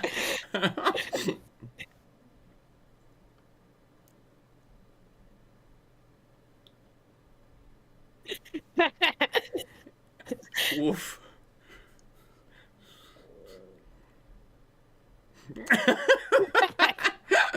Damn. I love their back and forth. Were they in the... Damn. That's pretty much like ripping up an arm for those guys.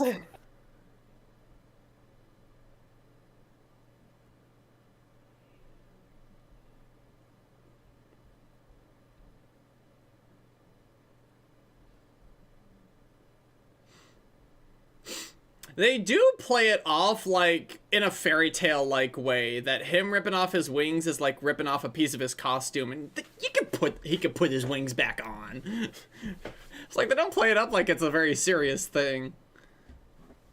And they're the bear. And the bear. Yeah.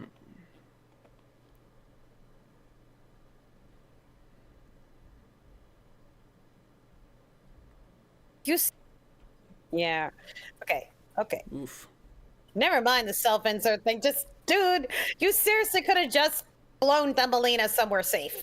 If not her home. That's...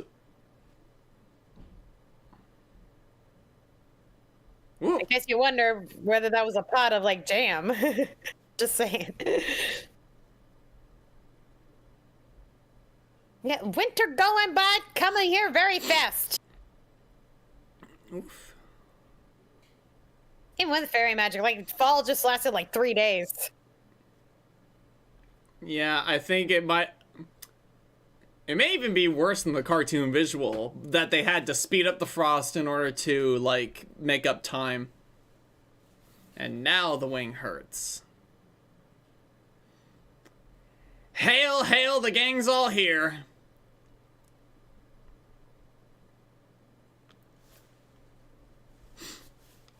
Making fun of Winnie the Pooh. And maybe a little jab. A little jab. And the poor Busby.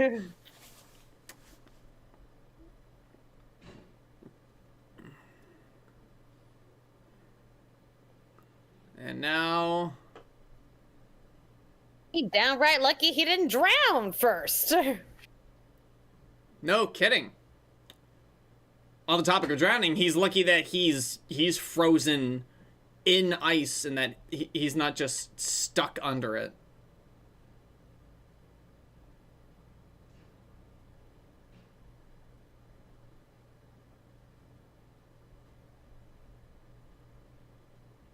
Probably the writers. I'm joking.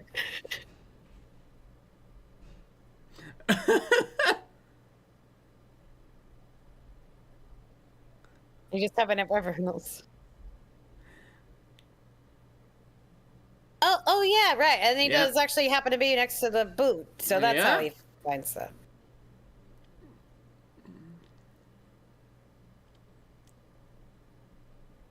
Ooh. Oh, Ugh, yeah, no. cold. No, getting wet and then what? And then cold. Getting hypothermia. And like Princess Anna, absolutely not dressed for the weather. The redhead. We're gonna be here all night if we keep doing that.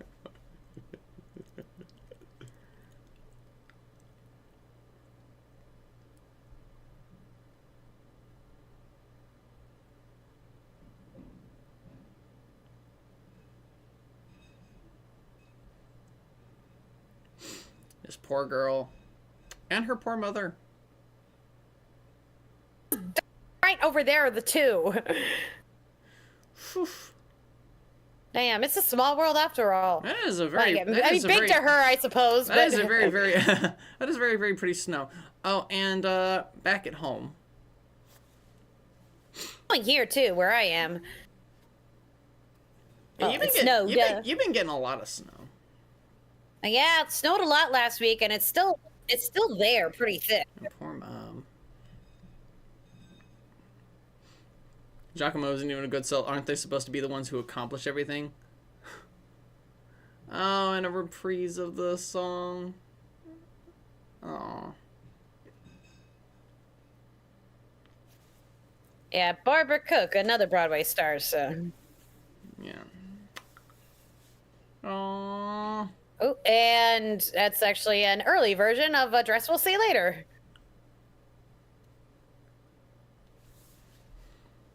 After all this heartache, Mama had better be invited to the wedding.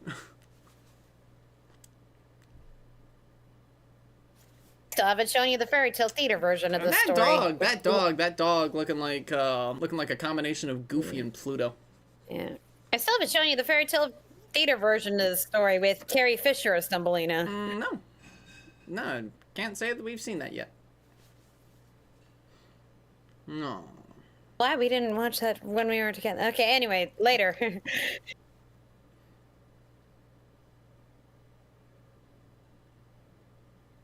Yeah, Scribe's like, now I'm reminded of my grandma. Yeah, she's that kind of soul. Yeah.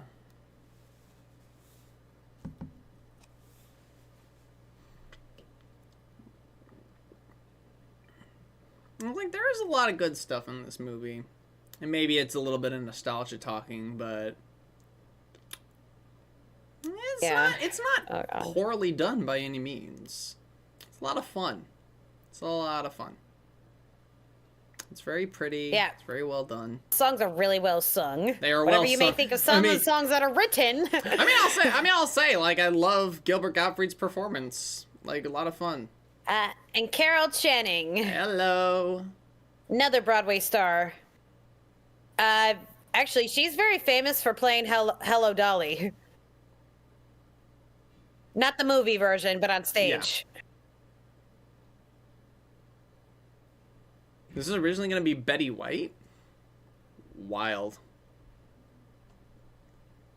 Now, taking a Carol stab in the Channing's dark. voice really fits with this. Gonna take a stab in the dark that they didn't want her because singing. Could Betty White sing? Did she ever sing?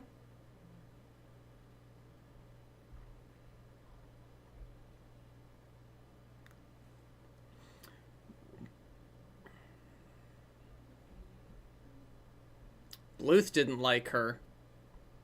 Damn. Petty. Another Don Bluth film with anthropomorphic mice. There's a lot of those, isn't there? If you remember, she was in that Snow White movie I showed you. Yes. Yeah. She got a very distinct voice. Very.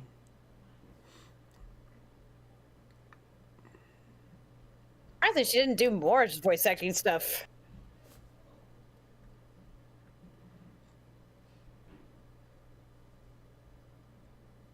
Zowie overhears all this crazy shit. Yeah. Sneaky little bastard. And you know, so do I. That part I'll agree with, the blurting things out. The only one who actually asked you what you wanted.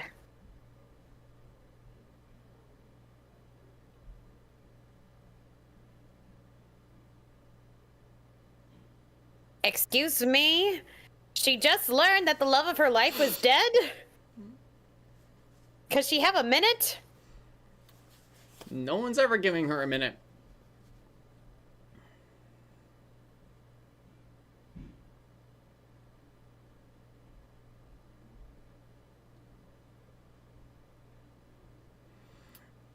If you love Mr. Mole so much, why don't you marry him? That was what she was originally intending. I mean, if you look at the scenes, Yeah, that follow. it does seem to be the case. What's mind is mine. I mean, why do you think she keeps coming over to him, like with the corn cake? And here's John Hurt. God rest his soul. Yeah. Sir John Hurt. Hello, Horn King / Ollivander / a lot of things. Yeah. Speaking of Disney.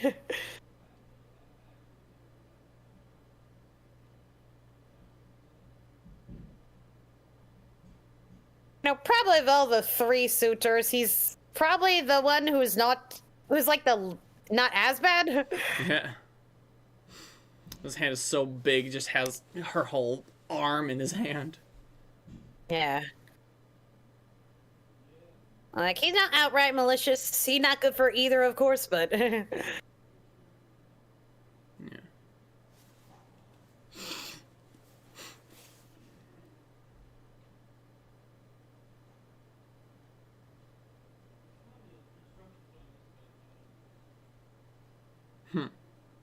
The mole's mentality in the story, too. Yeah, and not hearing her opinions. Can't even just say that, well, I disagree. Let's just forget that moles are not completely blind. And they have her on top of a music box. That is a very good artistic choice there. Yes. Like, again, It's like an ornament. like an ornament. And it's on a music box. Yeah. It's like everyone sees her as this little thing, like the figurine on a music box. It's like... Oh, Jodie Benson. Like, it's still beautiful, but the sorrow in her voice, damn. Yeah.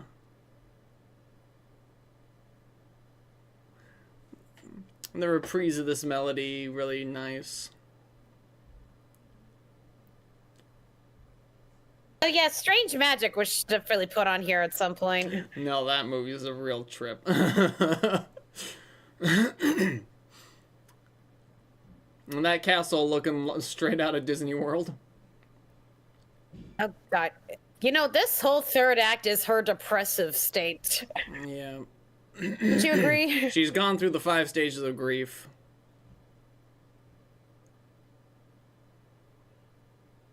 No.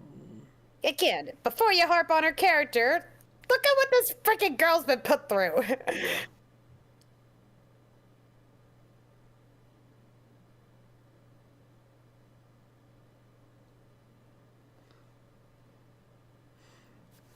I'd say, like, for even the things that are a little flipped around a bit, this seems to be a pretty direct adaptation of of Thumbelina. Want to point out the pinned up bugs in this whole room. But it's like, but my best friends are bugs. Yeah, what do you think she's thinking walking through there? Yeah, pretty direct adaptation. Even find the swallow in the tunnel. And this was originally where the swallow first shows up in the fairy tale.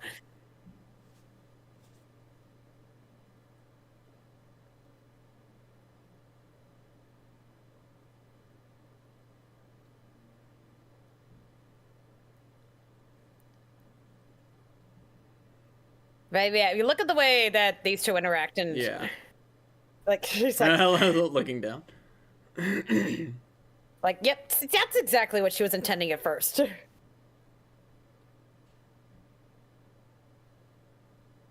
Mm-hmm. Leaning in like that. Like, I didn't notice till I was older, like, oh god, she was really hoping he was talking about her.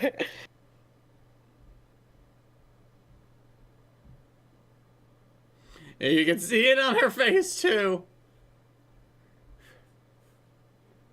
And the opportunist. Yeah. You know?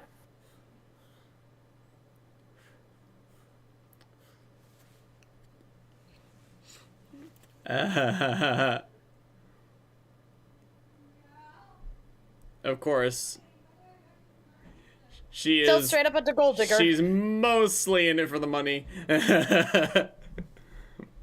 Just see the way she looks at him, but then the way she looks at the money. Yeah. It's such nice characterization. Like, she doesn't even say she's in it for the money. Well, except she does, but she says it in song form, which is like, nah, that's really what she's after.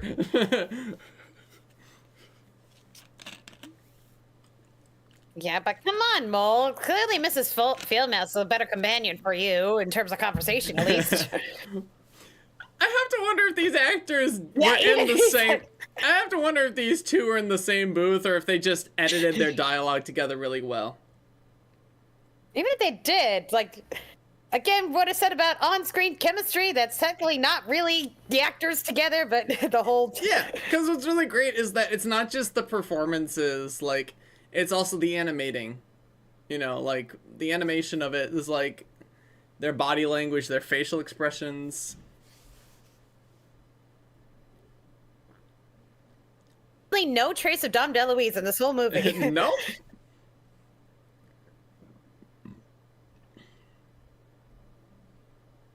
I think Dom DeLuise has only been in maybe half of the Don Bluth stuff. Yeah. You'd probably find plenty of Don Bluth movies that don't have him in it. We just happen to watch the ones that do more often than not. We do. From this perspective, that is actually kind of psychopathic, Yeah. Yeah. It's like, come on, man, just move on. He's got the most sense of the three, actually, right? And that's not saying much, but Beetle's like, why don't you just go marry a toad? And the bugs are back to help the prince.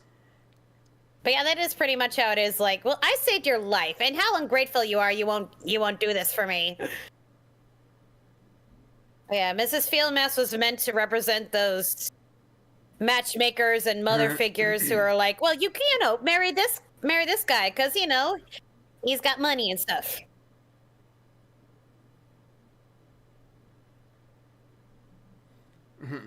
And here we are. Yep. Here it is, the song of the hour. Damn, the choreography in this entire movie.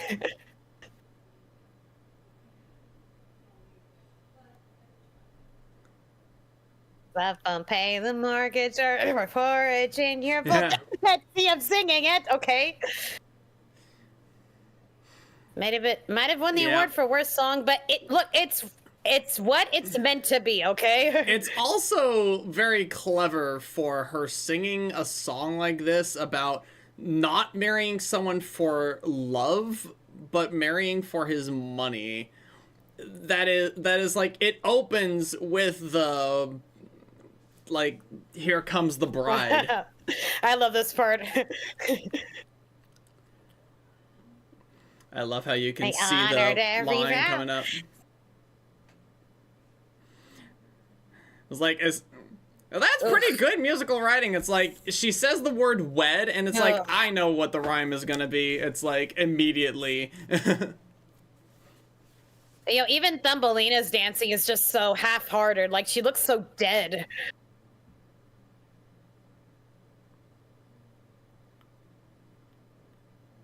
And Carol Channing at least can make anything sound good. Yeah.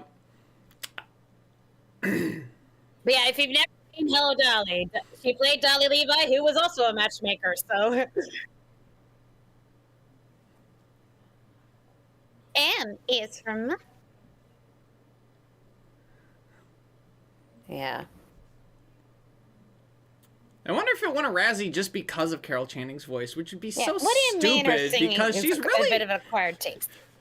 She's a Broadway star, okay? She's not a pop star. She's a performer. When she sings, she's a character actor. She's a character actress. Yes, exactly. In fact, I'd say a large portion of these guys, with maybe the exception of Gilbert Gottfried, are all character actors. And even then, Gilbert Gottfried doing the character that he does well, like the sleaze, is like, it's really good. Yeah, you know, look up Carol Channing's Hello Dolly, and yeah, you will pretty much hear the same character. Yeah, you want Hollywood being rude. The producers of the movie version like didn't want Carol playing Dolly in the movie because she was too old by that time. It's like, it's so rude. So rude.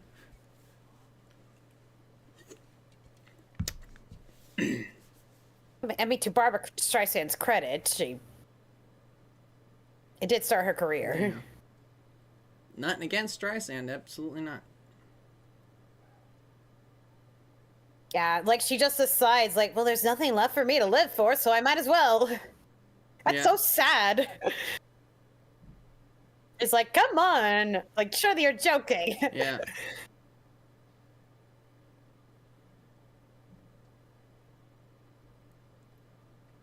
Now, see, at least the fairy tale explained better of why he didn't fly her home.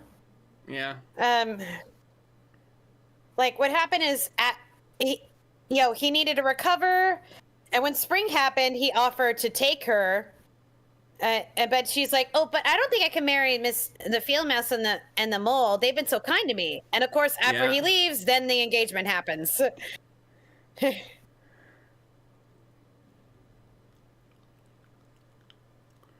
Look.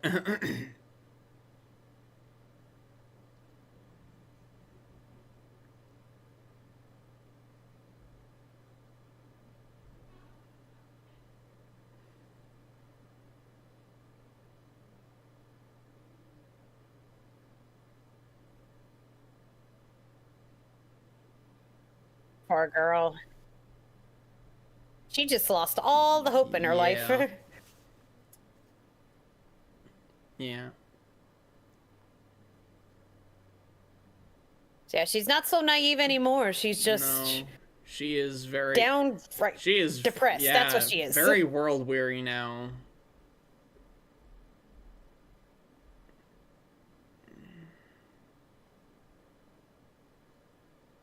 Yeah, now Don Bluth just like to insert, like, maybe a trio of little kids in a lot of his movies.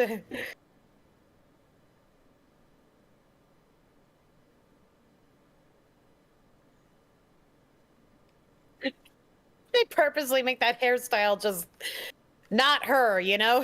Yeah. That's a nice way to say it.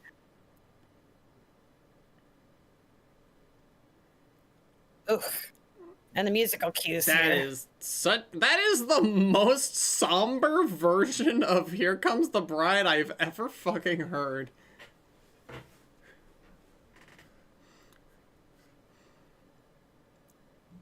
Yeah. The only one who ever freaking asked you. Like, no one asked you. They asked Mrs. Fieldmouse. They take you away. They never ask you what you want.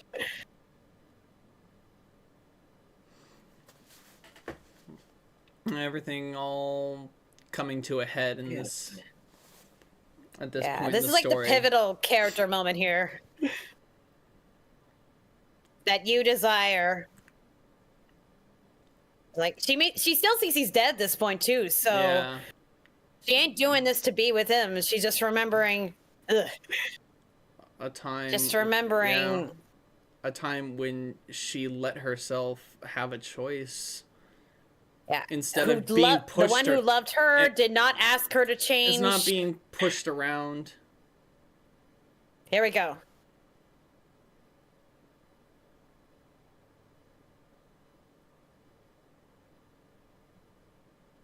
And, you know, I like that mole, too. He's like, wait, here what? He comes. Like, the mole really thought she loved him.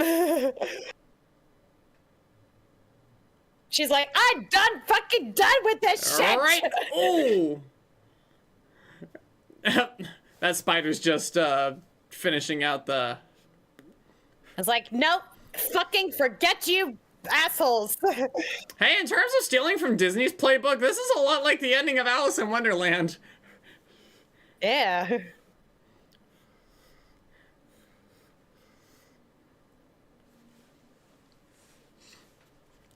But who are the others?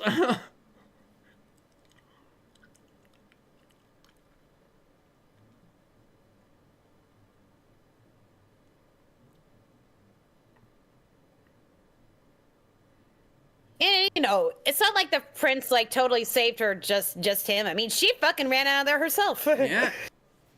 Which is Yeah, why bear she that in doesn't. mind. Why she doesn't get credit where it's due. Why she also, like, why the prince doesn't find her right away, why she doesn't know that he's alive.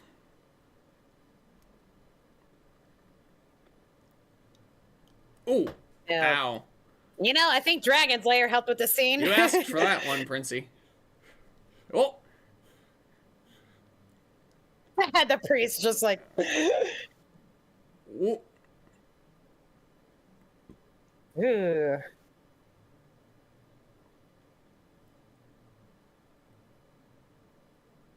Oh, and you know, I just saw the poetry here, bringing all his riches down on him. Yeah.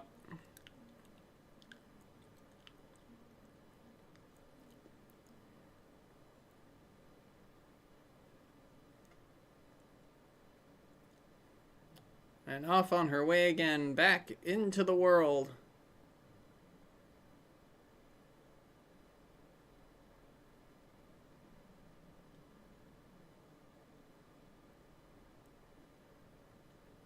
Oh, and look who's here. Where the fuck you been, man? Sorry, I'm gonna harp on this guy for until the end of time. I will not. I do not blame you in the slightest.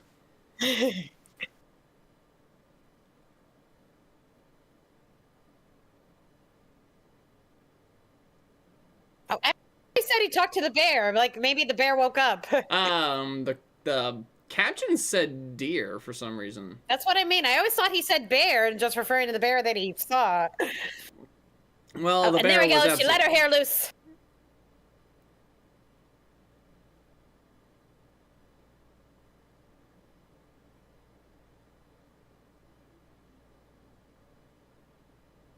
He's not even listening.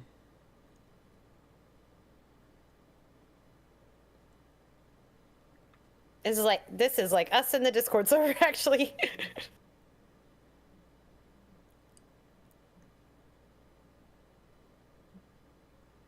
Fatties. You know, but if this is self-insert, he still flies her here. Yeah, Eventually. but also when he's doing that, he's also not listening to a thing she's saying. So some people don't understand this part. And I think what they were trying to say is that, you know, she was always small, but her strength was her voice. And it's only when she starts really using her voice that Using her voice. the winter of her life thaws out. Yep.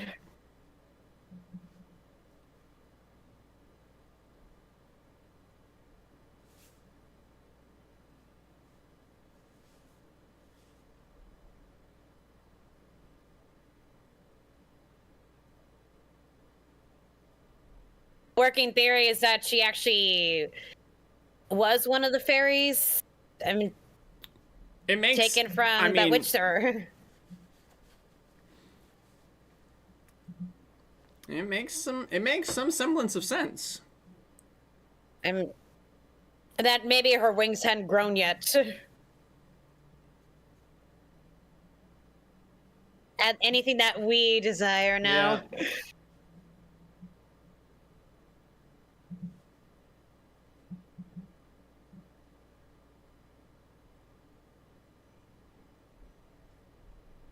And here we go.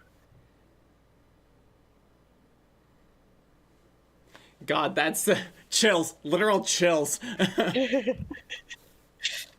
Oh, and here we go. I will. I met you one night and spent months apart. The answer is yes. Okay, but the point is, she used her voice, singing-wise, and also, I Yeah. will.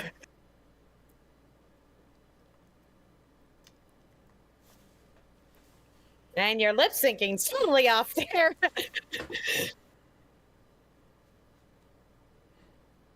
Like, maybe...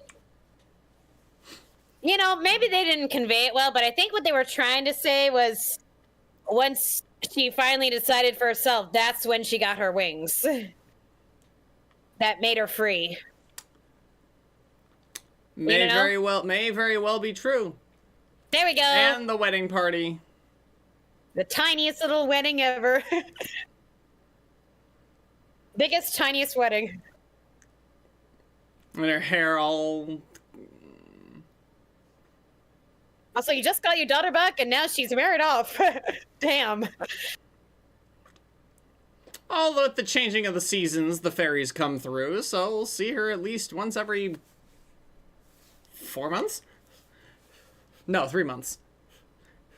And the way that they walk together, him supporting her rather than just, you know, carrying her around. Yep. Off they go. And... Whoop.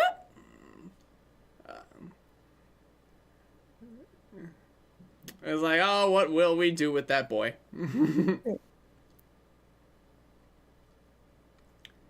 Yes, you did good, kids. Oh. Like, headcanon takes place before Tinkerbell. Damn. And back to the book.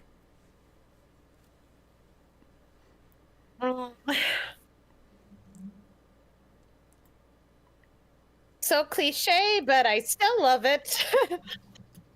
It's a very nice. It's you know, sometimes you just need a wholesome fairy tale to brighten up your day. You know, it's a pretty nice picture. Well, and epilogue credits. He gets his wings back.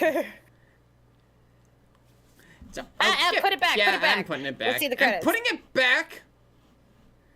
Oops, it skipped ahead. Ah. And I didn't know. And look, he's all busted, and he finds a pretty toad. Damn, I never even actually paid attention to these growing up. Neither did I. And also, it'll come soon. Waiting. What a fun little movie. What were you saying about Mrs. Fieldmouse in the mall? And there's I was like, yeah, you know, why not? And there's the preacher over there in the bottom left. It's like, yeah, and you know what? Yeah, she's a gold digger, but at least they were amicable friends, you know? They were made for each other. Yeah.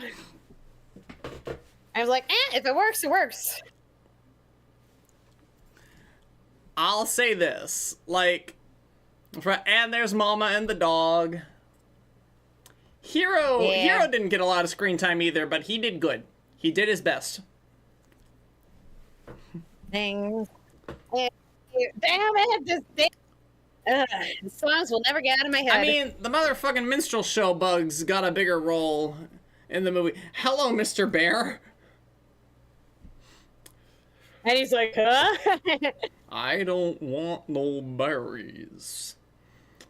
Well, and he'll continue he'll continue to self-insert in more books. Hey, he wants to see Giacomo and Samson and Delilah with the whole haircut and stuff. It's like in the film. In the film, Giacomo serves kind of as an outlet and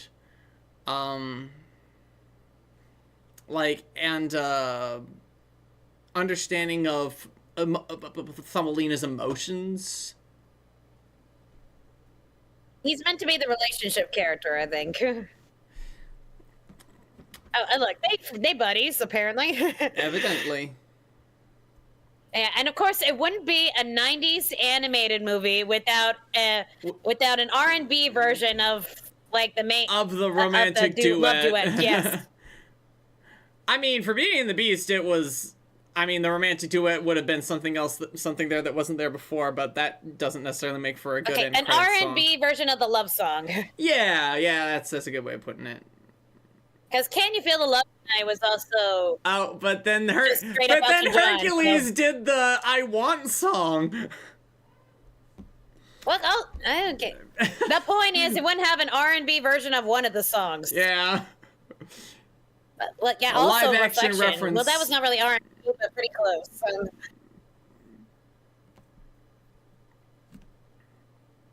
I will never get tired of these songs.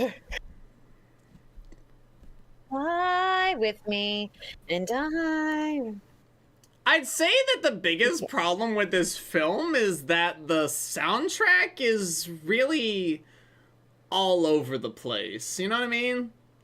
Like, it's great that we're doing all these, like, different, like, genres, and that can be a lot of fun, but I don't know, I feel like even with Under the Sea, all of the Little Mermaid songs felt like they came from the same movie. You know? It's like, that's kind of the one thing, is like, all these songs felt like they could have come from, like, completely different, like, movies. Look, they have wings. And they have wings. She, in her best dress in the movie, like, I'd say, like, her blue and white dress, definitely my favorite dress in the movie. It's simple. So, honey, we need to keep this song in mind. Just saying. I feel you. I feel you. It is that kind of song. Yeah. This is pleasantly surprised by the songs in this movie, right? Like, none of the songs are technically bad. Like, a lot of them are pretty damn good, you know? It's like... Yeah.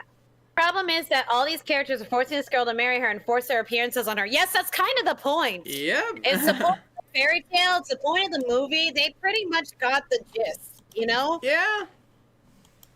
So let's... Yeah, I mean, let's definitely get... Yep. Yeah, like I will repeat what I said just to make it clear to everybody who missed it, because they were paying attention to the movie. The point of this fairy tale, which the way I understand of it, even reading the original, is that it was meant to represent what being a woman was like in the 19th century. Treated like a commodity. Everyone's telling you, you should act like this. You should marry this person. And it's not until she sees someone who's like similar to her, who actually asks her, that she's like, okay.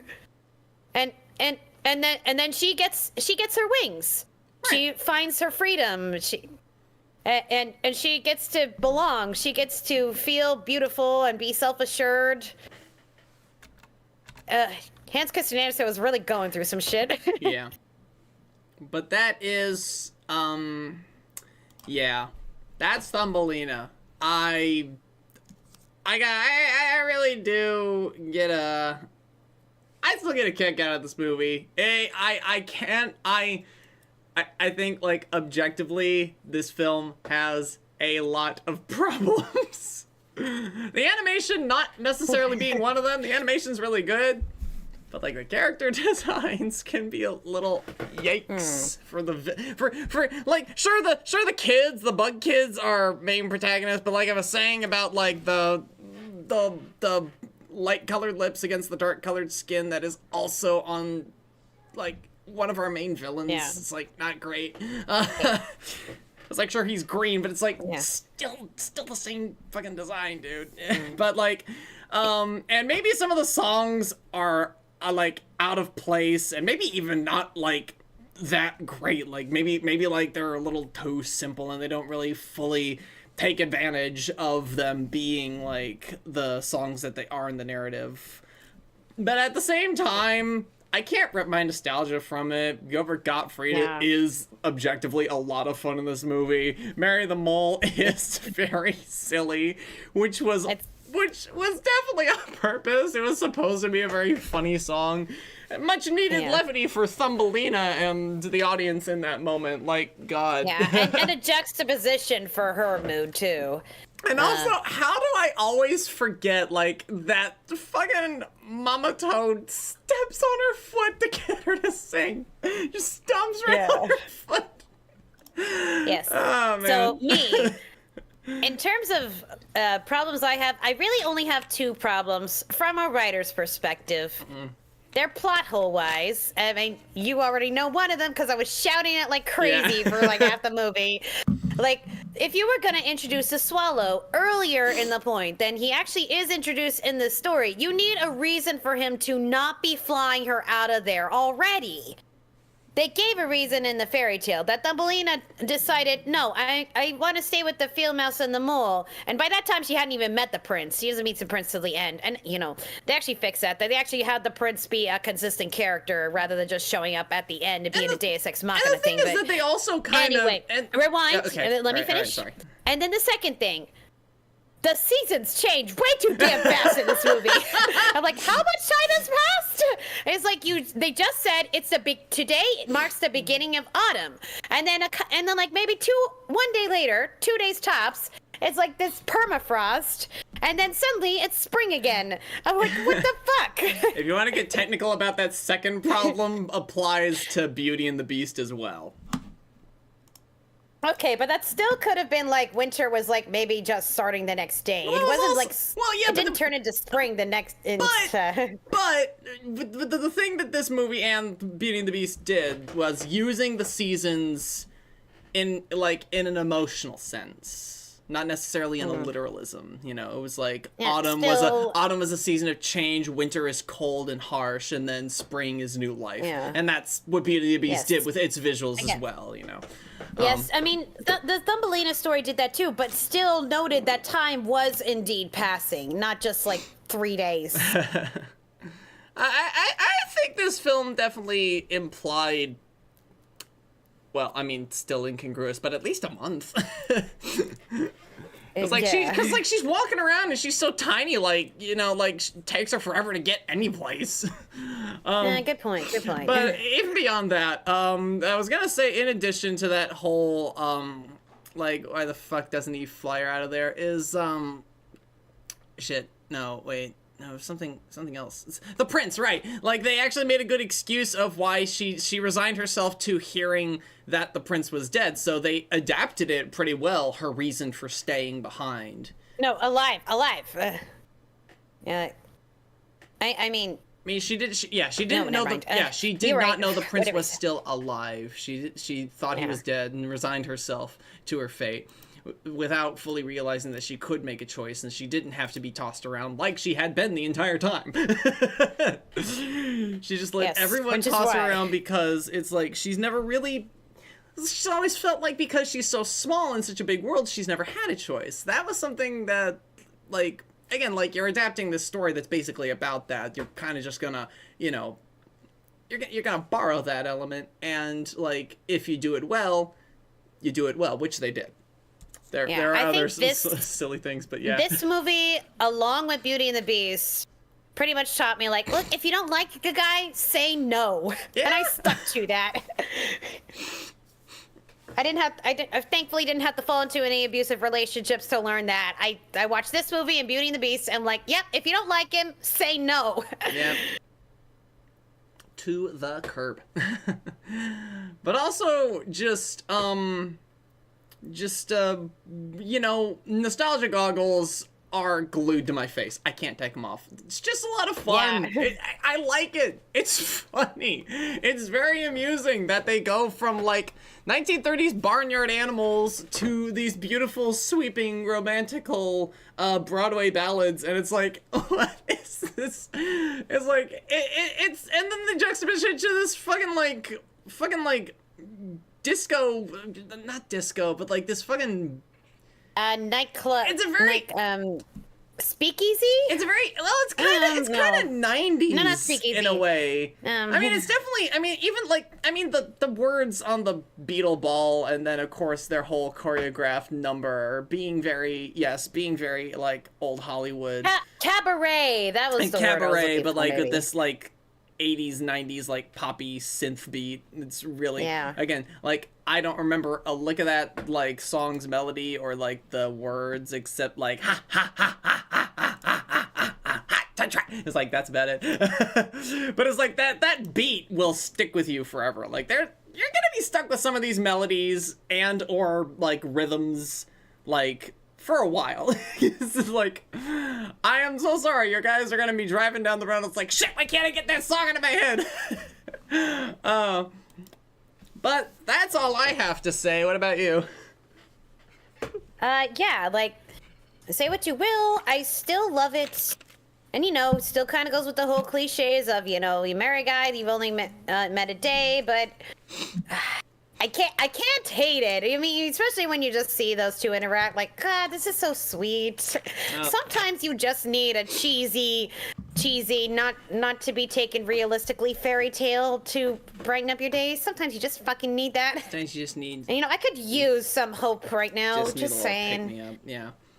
Yeah, not in the romance department. I have romance right now, but I love you but too. just I need hope. The world is so bleak right now. This is the winter of our discontent. But oh, damn. as it literally winter too.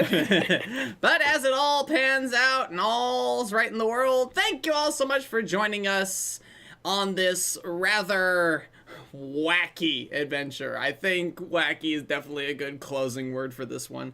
And if you're viewing this after the fact, I'm sorry. you probably had fun too. Whether you love it or hate it, this movie, you'll have an opinion on it. And until next time, which will be a surprise to me, is like I'm not sure what we're gonna do. I kind of thought like we opened the year with musicals. I'd like to find more animated musicals to discuss. Okay, we'll talk about it when we get off here. Yeah. And literally, Prince of Egypt came up in my head, but we'll see. Maybe we can save that one for later. Hold on, let's save that for another day, because I have an idea of when to do that, okay? Okay, yeah, I was thinking, like, we can do that one, but later. Until next time, remember to take care, stay safe, and be kind in all that you do. Don't know what we're doing next week, everybody! Bye. And we are